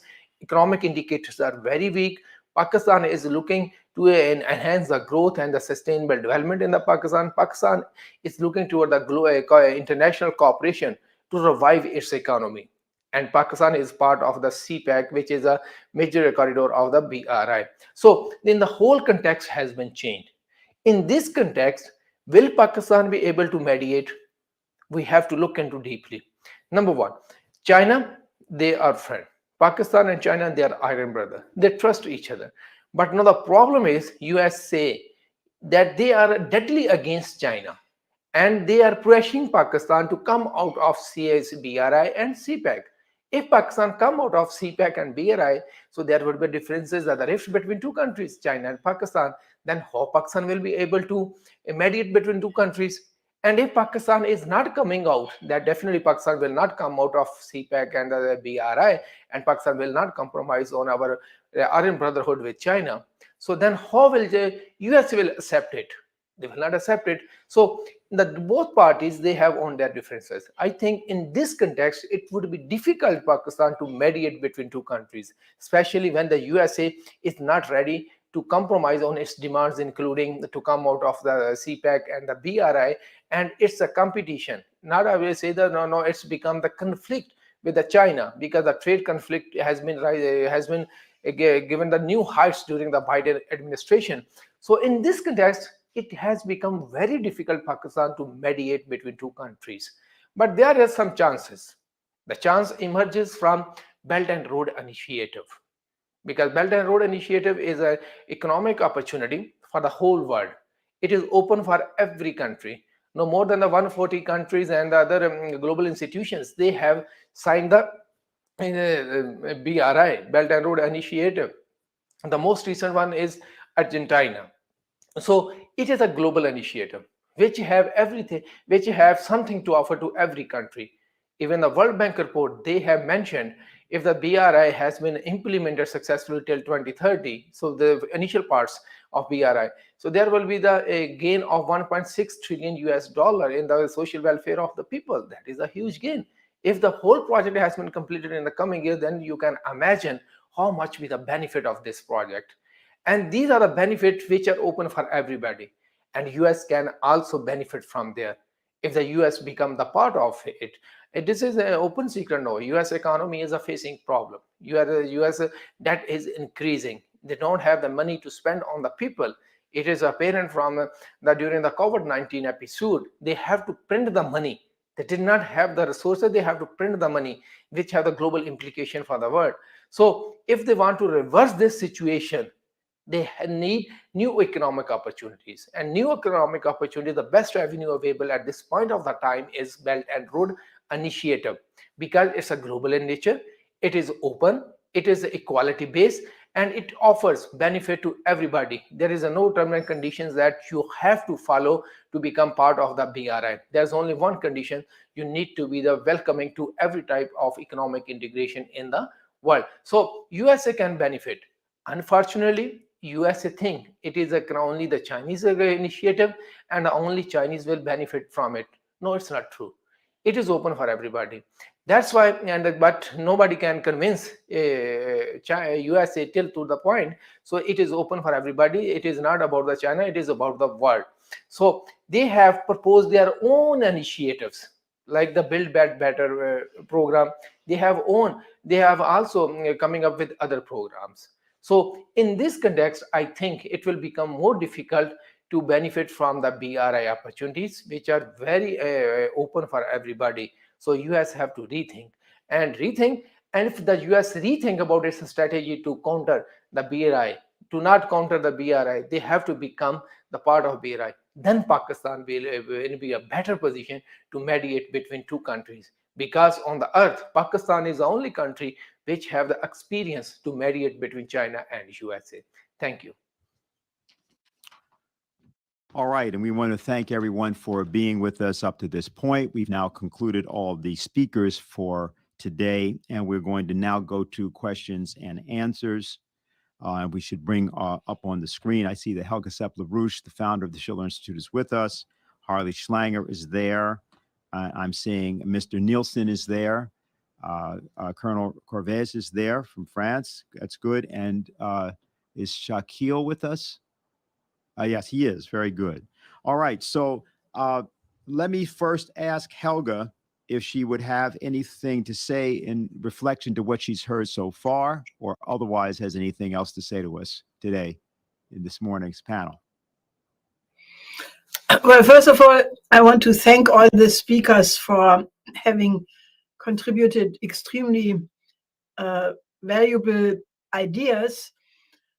And I think we should discuss, how to make sure that we reach an ever larger group of people internationally, because I think the converging view was that it's an extremely dangerous moment, and it is not yet clear what is the outcome of this historical moment. I would like to just comment on the speech of Natalia, which it's always shocking to hear her. And I think that is not part of the equation. I mean, the fact is that the West completely backed up a coup in 2014, which brought in many elements of a Nazi tradition. And that was known to all the countries in the West. I'm saying that because, the Western intelligence services supported these Nazi elements in the entire post-war period. Was sort of a Gladio operation against the Soviet Union. And I think this is a big scandal because it's always mentioned Putin is the aggressor in Crimea. He's the only one who changed the borders of Europe in the post-war period with violence. But it is always omitted that the West did support a fascist coup. And, I think that if that is not discussed, then the whole picture, the whole narrative is completely wrong. So I would hope that, Natalia's speech in particular would find the widest circulation, because if you want to get the narrative really straight, then that is an absolutely crucial element. Right. Let me simply say that probably the best thing would be to see if there's anyone from the panel that we have that's live with us who has any comment they'd like to make, and then we will go directly to questions. We have several questions, and I guess we're going to flash again on the screen as to how you have questions. We may also be joined on the line by one or two others that are there. I think that Bill Binney is with us, I believe, and I think Kirk Weeby may be with us as well. But let me simply first ask, okay, Harley? Yeah, I think one of the things that came through clearly in virtually every presentation, although it wasn't always named this, is that the problem is geopolitics. And this is something that Helge has been emphasizing, that unless you get rid of a worldview shaped by geopolitics, you'll never escape war, exploitation, and depression. And it's important to realize this because what's the crime of Russia and China? It has nothing to do with what Russia is doing in Ukraine. It has to do what they're doing with Eurasian integration and the fact that an integrated Eurasian economic space is very attractive to most European countries, in particular France, Germany, Italy, and others.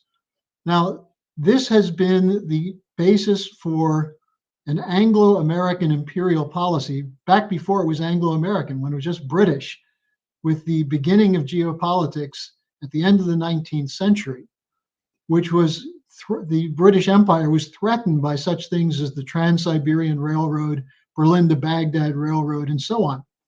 And so the doctrine basically says you must at all costs prevent unity in Europe and a possibility of a European orientation toward Eurasia. That hasn't changed. What changed was when the United States, after World War II, was brought in, especially after the Kennedy assassination, to the geopolitical doctrine. And I think this is where we have to wage our fight today. I think Shaquille was very much on point when he said that the Belt and Road Initiative represents a way out, a collaboration among nations for economic development, including for the United States, which has been badly damaged by the economic policies of the post-Cold War period. So I think virtually everyone was talking about this. I just wanted to make it explicit that as long as the American policy, Republicans, Democrats, military, think tanks, academia, media, and so on, is shaped by this Anglo-American or British geopolitical doctrine, which benefits the world's leading speculators and looters, there's no way out. The advantage we have now is that that system is collapsing, the economic system, and we see the weaknesses in the so-called unity of the West for a war with Russia. So we have an opportunity now, but we have to go at the core of the problem, which is this geopolitical doctrine, which turns nations against each other. Give you a chance because I had to cut your speech a bit for time. If you have anything that you wanted to add at this point or any reaction to what you've heard so far.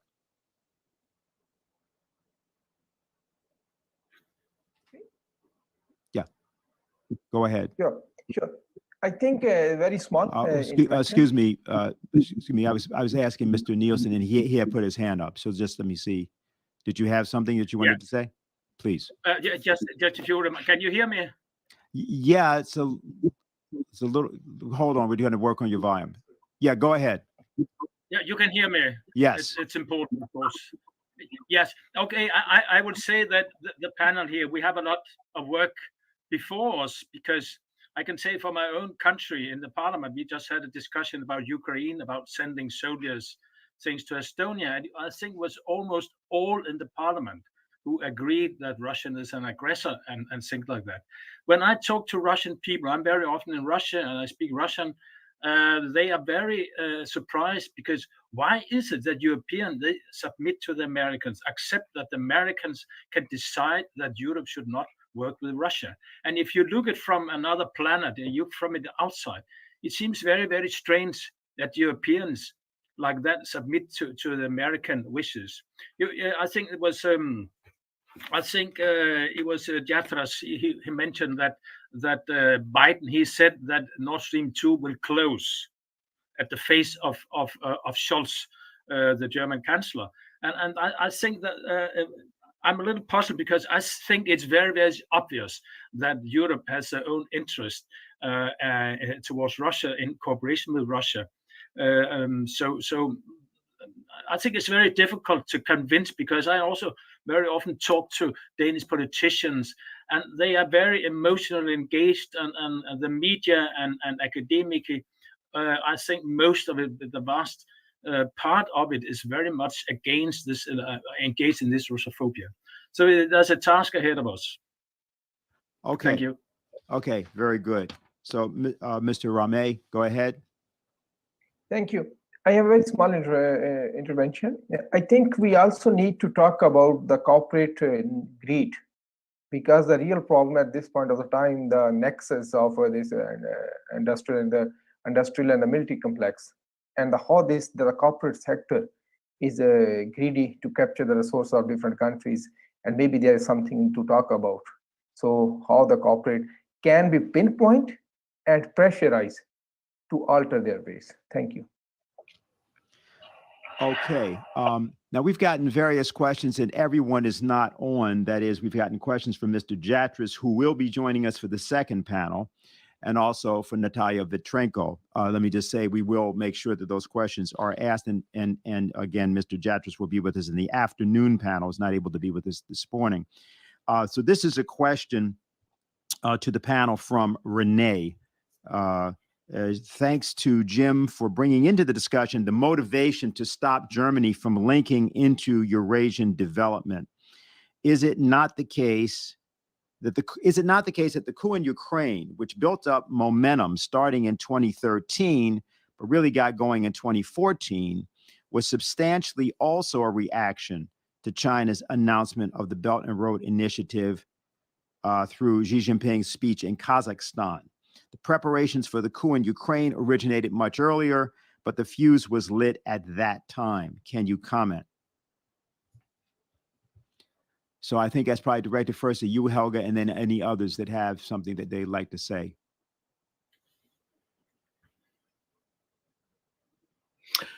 Well, the time is a coincidence, but I think that the definition of Russia and China as enemies, this was about the period, when that became much more into focus. But I think that, from my perspective, I was watching the Belt and Road development after Xi Jinping had announced it. And I was actually quite surprised that for about 4 years, the Western media, the Western think tanks and politicians almost ignored the Belt and Road Initiative, despite the fact that it was clear at that time that it would become the greatest infrastructure project in history ever. And I think it was just a real surprise and an underestimate of what it would become. So I'm not quite sure. Maybe some other people have some other insights, but I think it was not exactly a reaction to that. Okay. Any other comments on the question? Okay. I'm going to go to the next question here. Now, this one is from Argentina, who's asked, this is a question: what is the situation of Ukrainian public opinion? Is there any organized resistance by the more progressive sectors of society to the deliberate driving of the country into this dramatic situation? Now, that was primarily directed toward Natalia Vitrenko.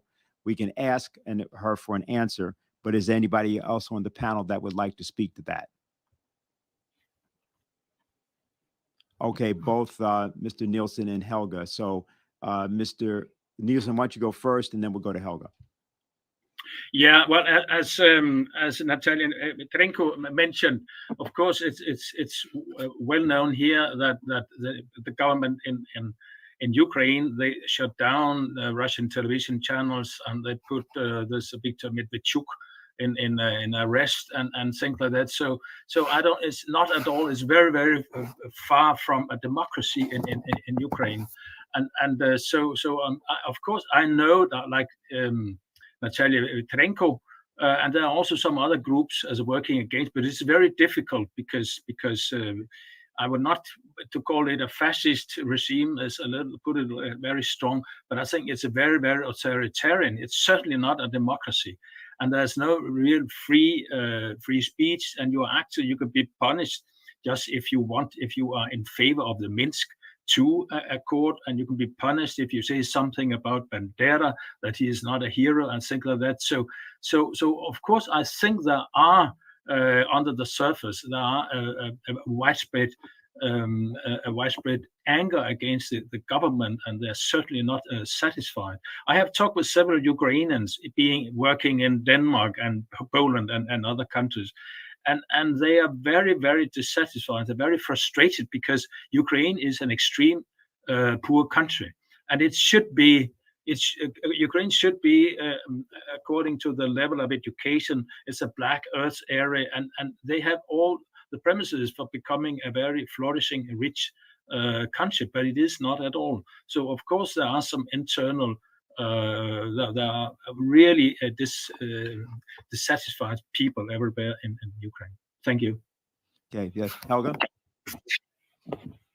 Well, there was recently a survey whereby a lot of people had turned into an anti-Russian view, which is surprising because at the time when the Soviet Union and the Warsaw Pact disintegrated, I mean, the mood was completely different, and the overwhelming majority of the population was for the formation of a new entity to be created with Russia. But if you look at the incredible bombardment of propaganda which went into the situation, Victoria Nuland admitted in 2013-14 that the State Department alone had spent $5 billion on NGOs. And what did these NGOs say? They said, join the EU, join NATO, then you will have immediately a living standard like Germany, you will have lots of time for vacation like in France. And so the population, a lot of the ordinary people who went on the Maidan end of 2013, beginning of 2014 in the preparatory period of the coup, a lot of people were, simple people who just hoped for a better life because, the poverty was and unfortunately is tremendously big. And, in a certain sense, these people were deluded. And, now that after Vitrenko was president, he started this very conscious anti-Russian propaganda. So I think there was an incredible social engineering in the population in Ukraine, and that's why the sentiment has really shifted. But groups like the Progressive Socialist Party of Natalia, Vitrenko, they are fighting a heroic fight despite an incredibly difficult situation. But I think that the Nazi element is an integral part. Jarosz, who was the head of the right sector, is now an advisor, a military advisor, and the role of the British should not be underestimated. The former General Messenger is now also an advisor to the military, advising the Ukrainian army on military reforms and things like that. So there is a lot of stirring the pot, and the victim of all of that is the Ukrainian population. Okay, Harley, go ahead. Yeah, I just wanted to add that Natalia, when she ran for president, got 11% of the vote. And it's clear that what's happened, what Helga just described, is key. But I put the burden on this on the West, the Western media, which created the myth of the democratic revolution in Ukraine and the idea that the Ukrainian population was anti-Russian, when in fact it was a coup that was orchestrated according to a book on color revolution, which is the regime change model that the British developed and the Americans worked on in Ukraine. And if you look at this, you see the complete blackout in the Western media of the important role of the neo-Nazi militia in the Maidan coup in February 2014. And there's still presence today in possibly the threat to assassinate Zelensky were he to break with this policy. So I think this is our job is to make sure that people in the West know that we're dealing with an example of the most hideous form of what happened after the end of World War II with the Dulles brothers and others, working with Nazi organizations to impose anti-Russian policies. Okay, and Shakil, I think you had your hand up as well. Yes, yes. So I think when we talk here in Pakistan or some with our friends, so one of the things we are talking here, so is that the Americans and their allies, they have trying to create chaos in Afghanistan. So on the one border of the China, and the other side, they are trying to create a chaos in the Central Asia and the Eastern Europe part. So on the other side of the China and the corridors. So actually we have to look at this also the perspective, why they think they cannot compete China. They cannot isolate China. So best available chance is to create chaos around the China or around the corridor, BRI corridors.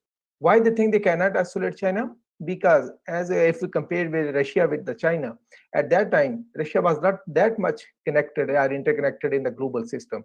China is highly interconnected in the system.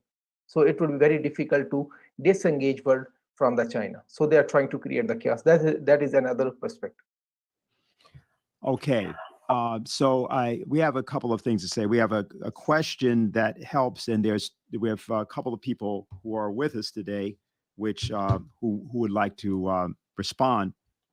And I'm going to ask the question first to the panel, and then we're going to bring up Bill Binney, who we will introduce at that time for people that don't happen to know who he is. So the question is from Adam, and it said, excuse me, my iPad went down for a minute, just a minute. How can we overcome the Western mainstream media, which is influencing American and European public opinion to have a very negative view, both of Russia and Vladimir Putin, so on, to the point of war? What can we do? So that's the question. So does anybody on the panel want to answer that?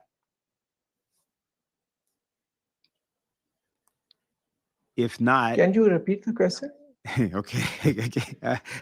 How can we overcome the Western mainstream media, which is influencing the American and European public opinion to have a negative view of Russia and Vladimir Putin to the point of war?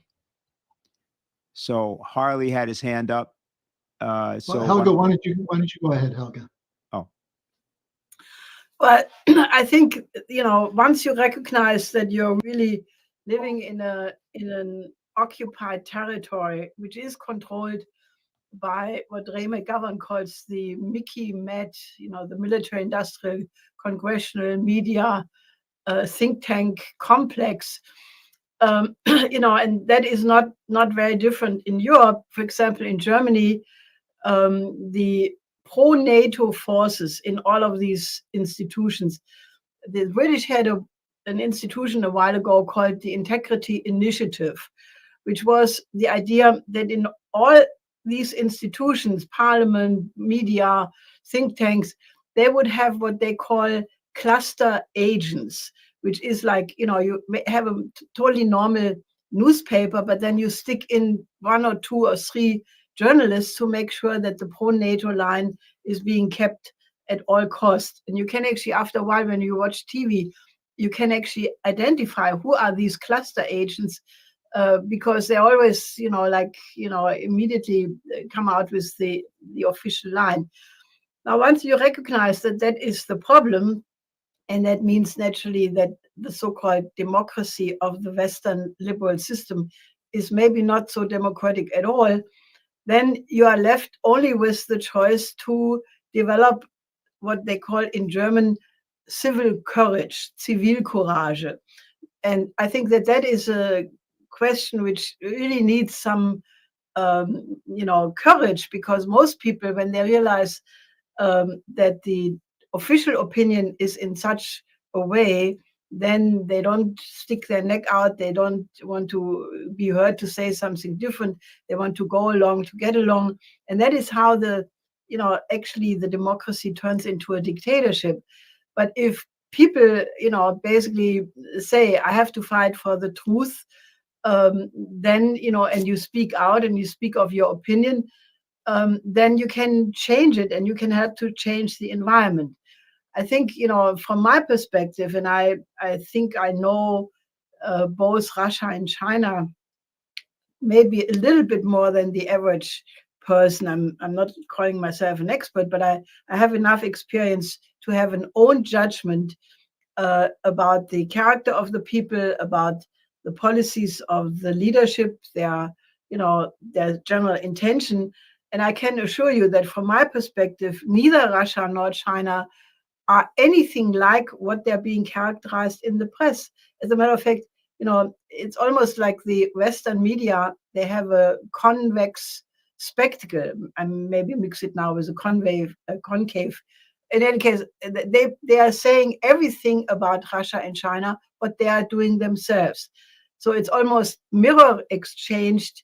And once you take that into account, then all the beautiful virtues which are attributed to the West are actually really represented for the most part by Russia and China. China in particular has done an enormous amount for human rights by lifting 850 million people out of poverty, by reaching out to the developing countries, offering them for the first time ever to overcome poverty and underdevelopment.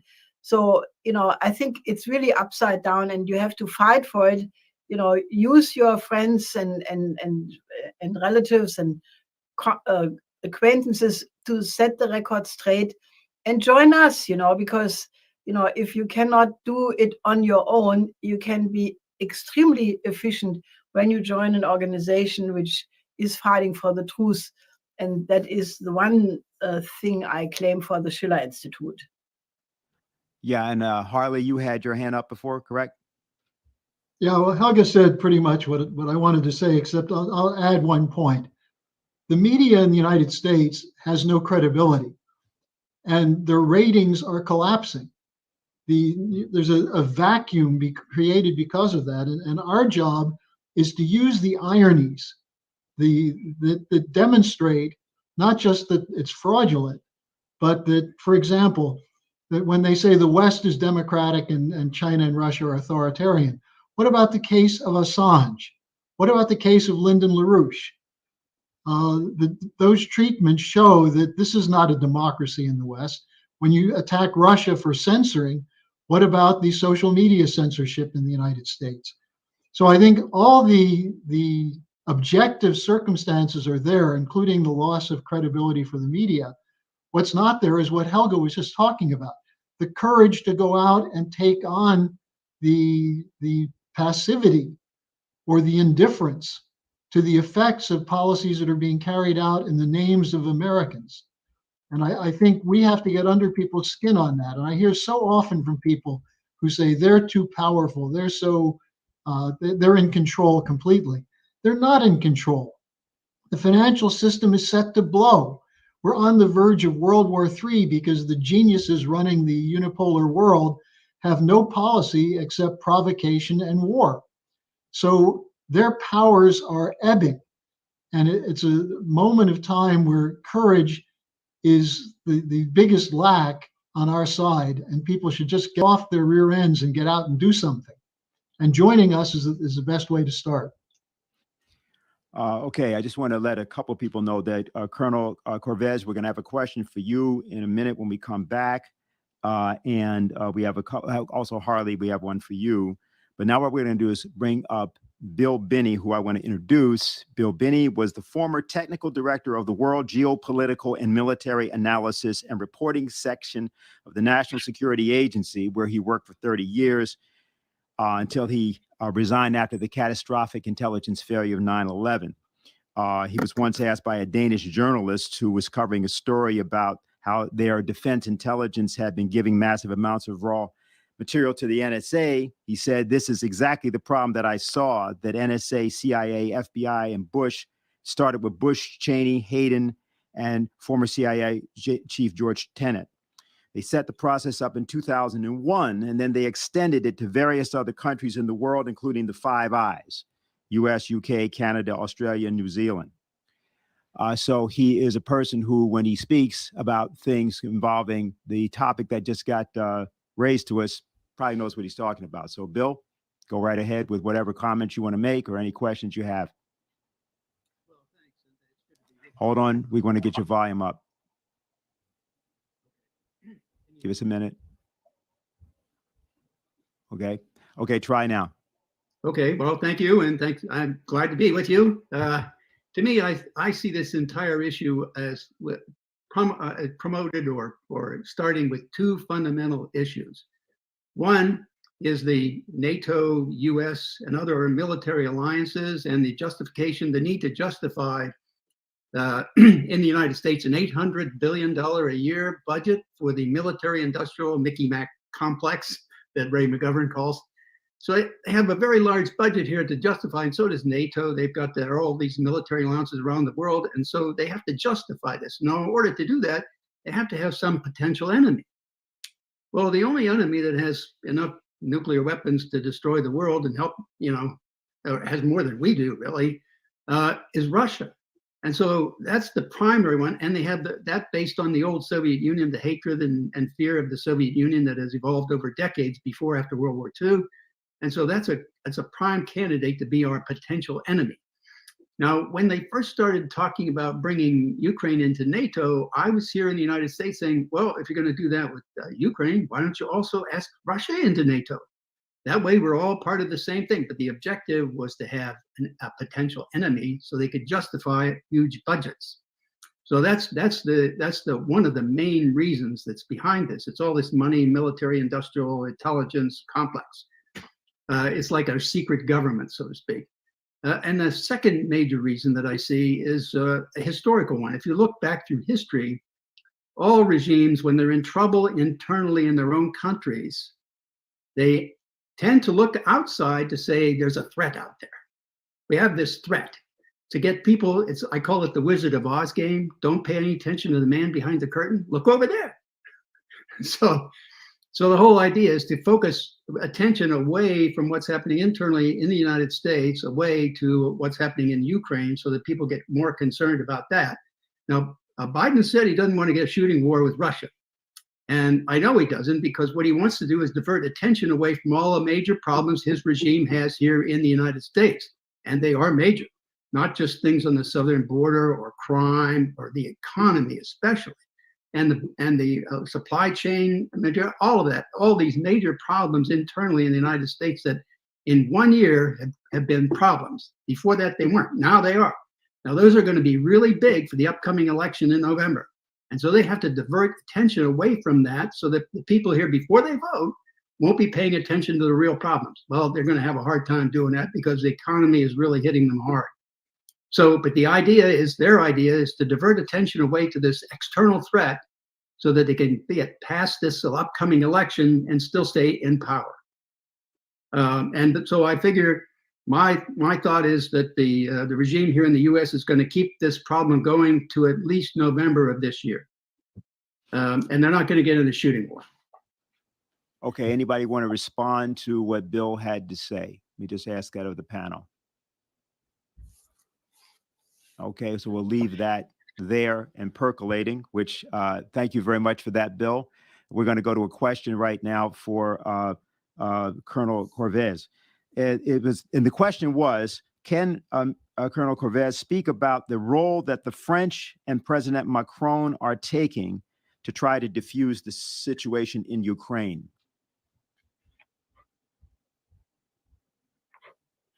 Can you unmute? We need you may be muted. Okay. Yes. That's okay? Yeah, you're okay. Yes. President Macron went to Moscow to meet President Putin. But actually, before the meeting already, President Putin knew that he was receiving a French president who was part of NATO.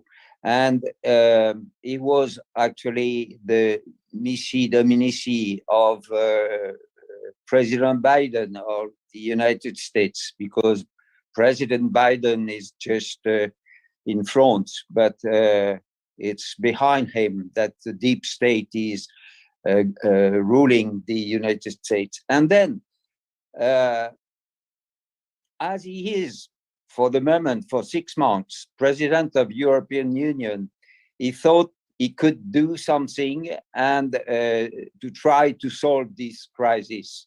But he cannot solve this crisis discussing with President Putin if he is still a first member, premium member of NATO, because he has been received by President Putin as a president who is the representative of NATO and of the United States. That's why he was not in a position to be effective in his mediation. That's the difference between him and the way that President Putin received 3 days later or 4 days later, I don't remember exactly, President Bolsonaro from Brazil. You can see from the beginning of the arrival of the difference between the arrival of President Macron and of President Bolsonaro. Everything was different because President Putin was thinking receiving the president of Brazil as an independent president and not nisi dominici of the United States policy. But when he was receiving President Macron, he was receiving a representative of the United States policy. That's why we in France, many people in France are working to say that we have to come back to our sovereignty and our independence, to be a country which will be able to make a bridge between Russia and the Western Europe. That's the only way to promote a peace solution in this crisis. You know, this crisis is the reverse crisis of Cuba between Khrushchev and Kennedy in 1962. It's exactly the opposite position, because Kennedy said to Khrushchev, I cannot accept your nuclear warhead so close to my border. And then I shall go to the war, nuclear war with you, if you don't take off your missiles. President Putin asked the same thing to NATO. You have your warhead on our border. This is not acceptable, and this cannot go on like this if we want a world to have a world with peaceful relations between the different countries. Then to come back to this mission of President Macron to Moscow, maybe it was a good idea to go there and to try to find a solution, but it was not possible to find a solution with Russia when you come to say I am in the camp in the side of United States. He had to offer a new position, saying we understand your exigence, we understand that you need a security for your country, and we are going to discuss with you what we can do.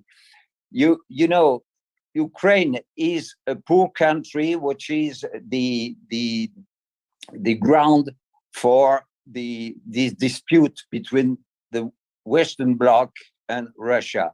But instead of the many declarations of President Putin and of the government of Russia saying that we are not going to invade Ukraine, the propaganda said the contrary every time, because they don't want to come to the solution to take off their warheads near Russia. And I think the only solution, as a nuclear war is not possible.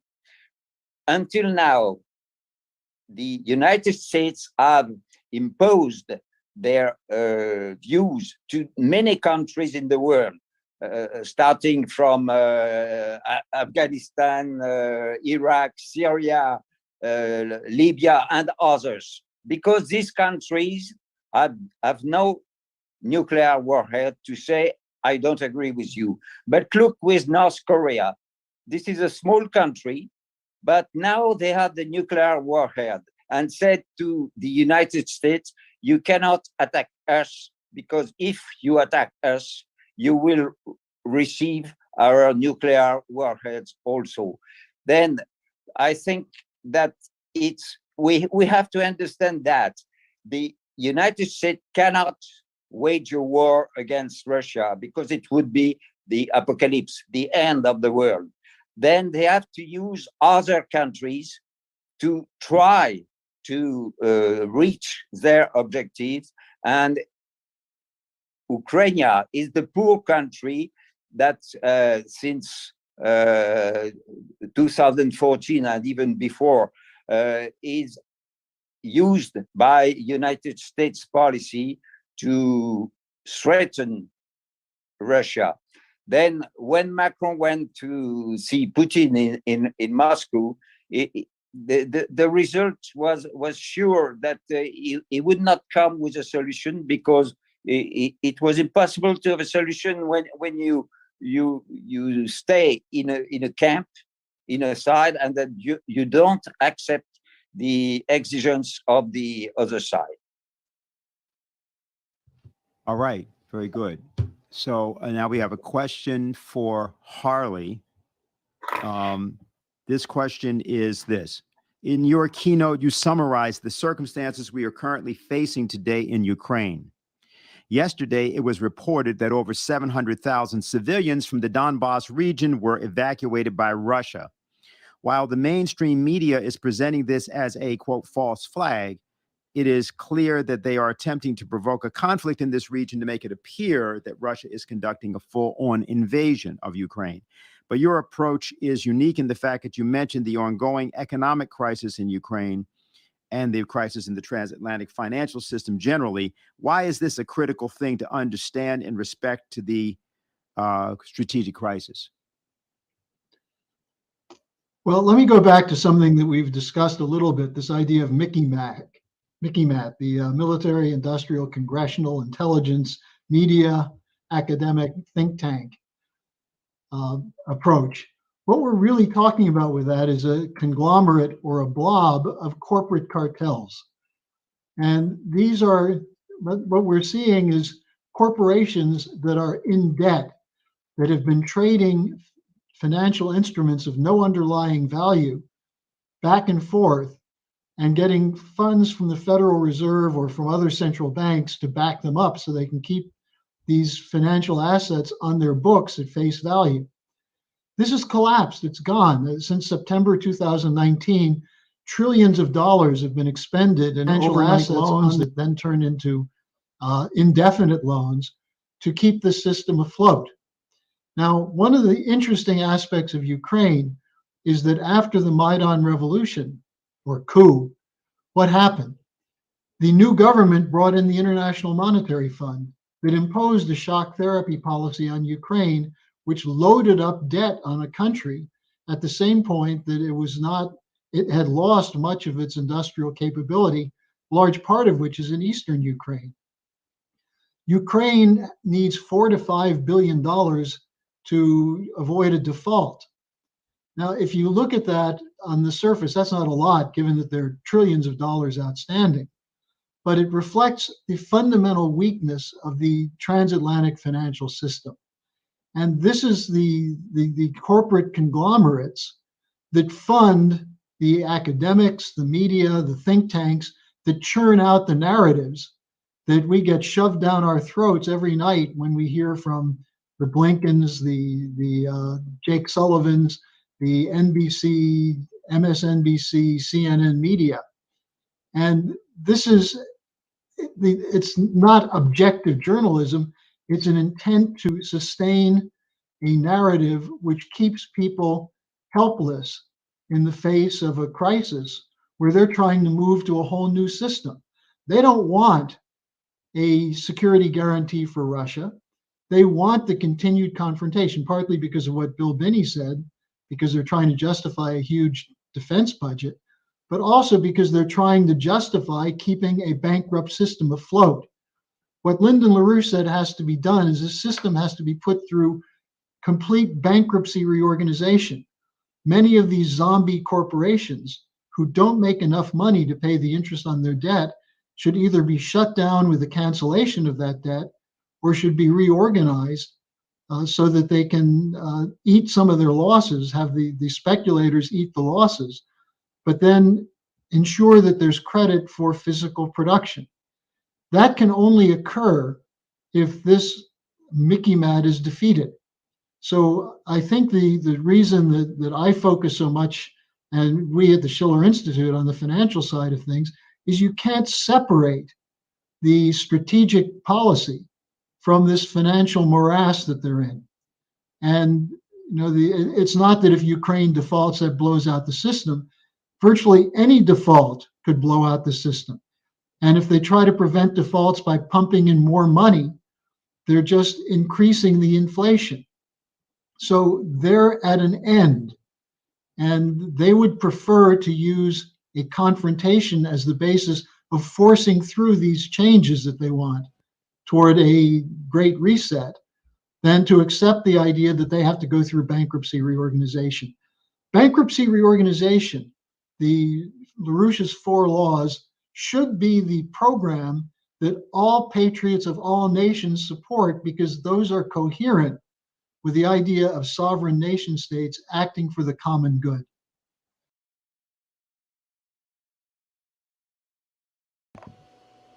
All right. I want to thank you all for tuning in. I also want to thank our good friend and media colleague Harley Schlanger for the invite to simulcast today's Schiller Institute.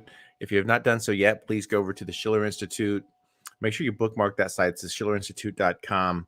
I just posted the link. I will not be able to simulcast the panel 2 today that begins at 2 p.m. Eastern Standard Time. But already you're starting to see a little bit of escalation in the news.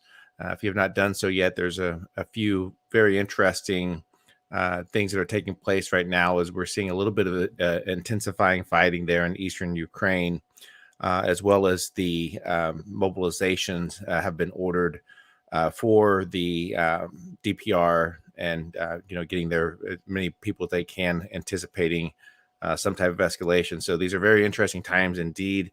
Thank you for tuning in here. This is CJ.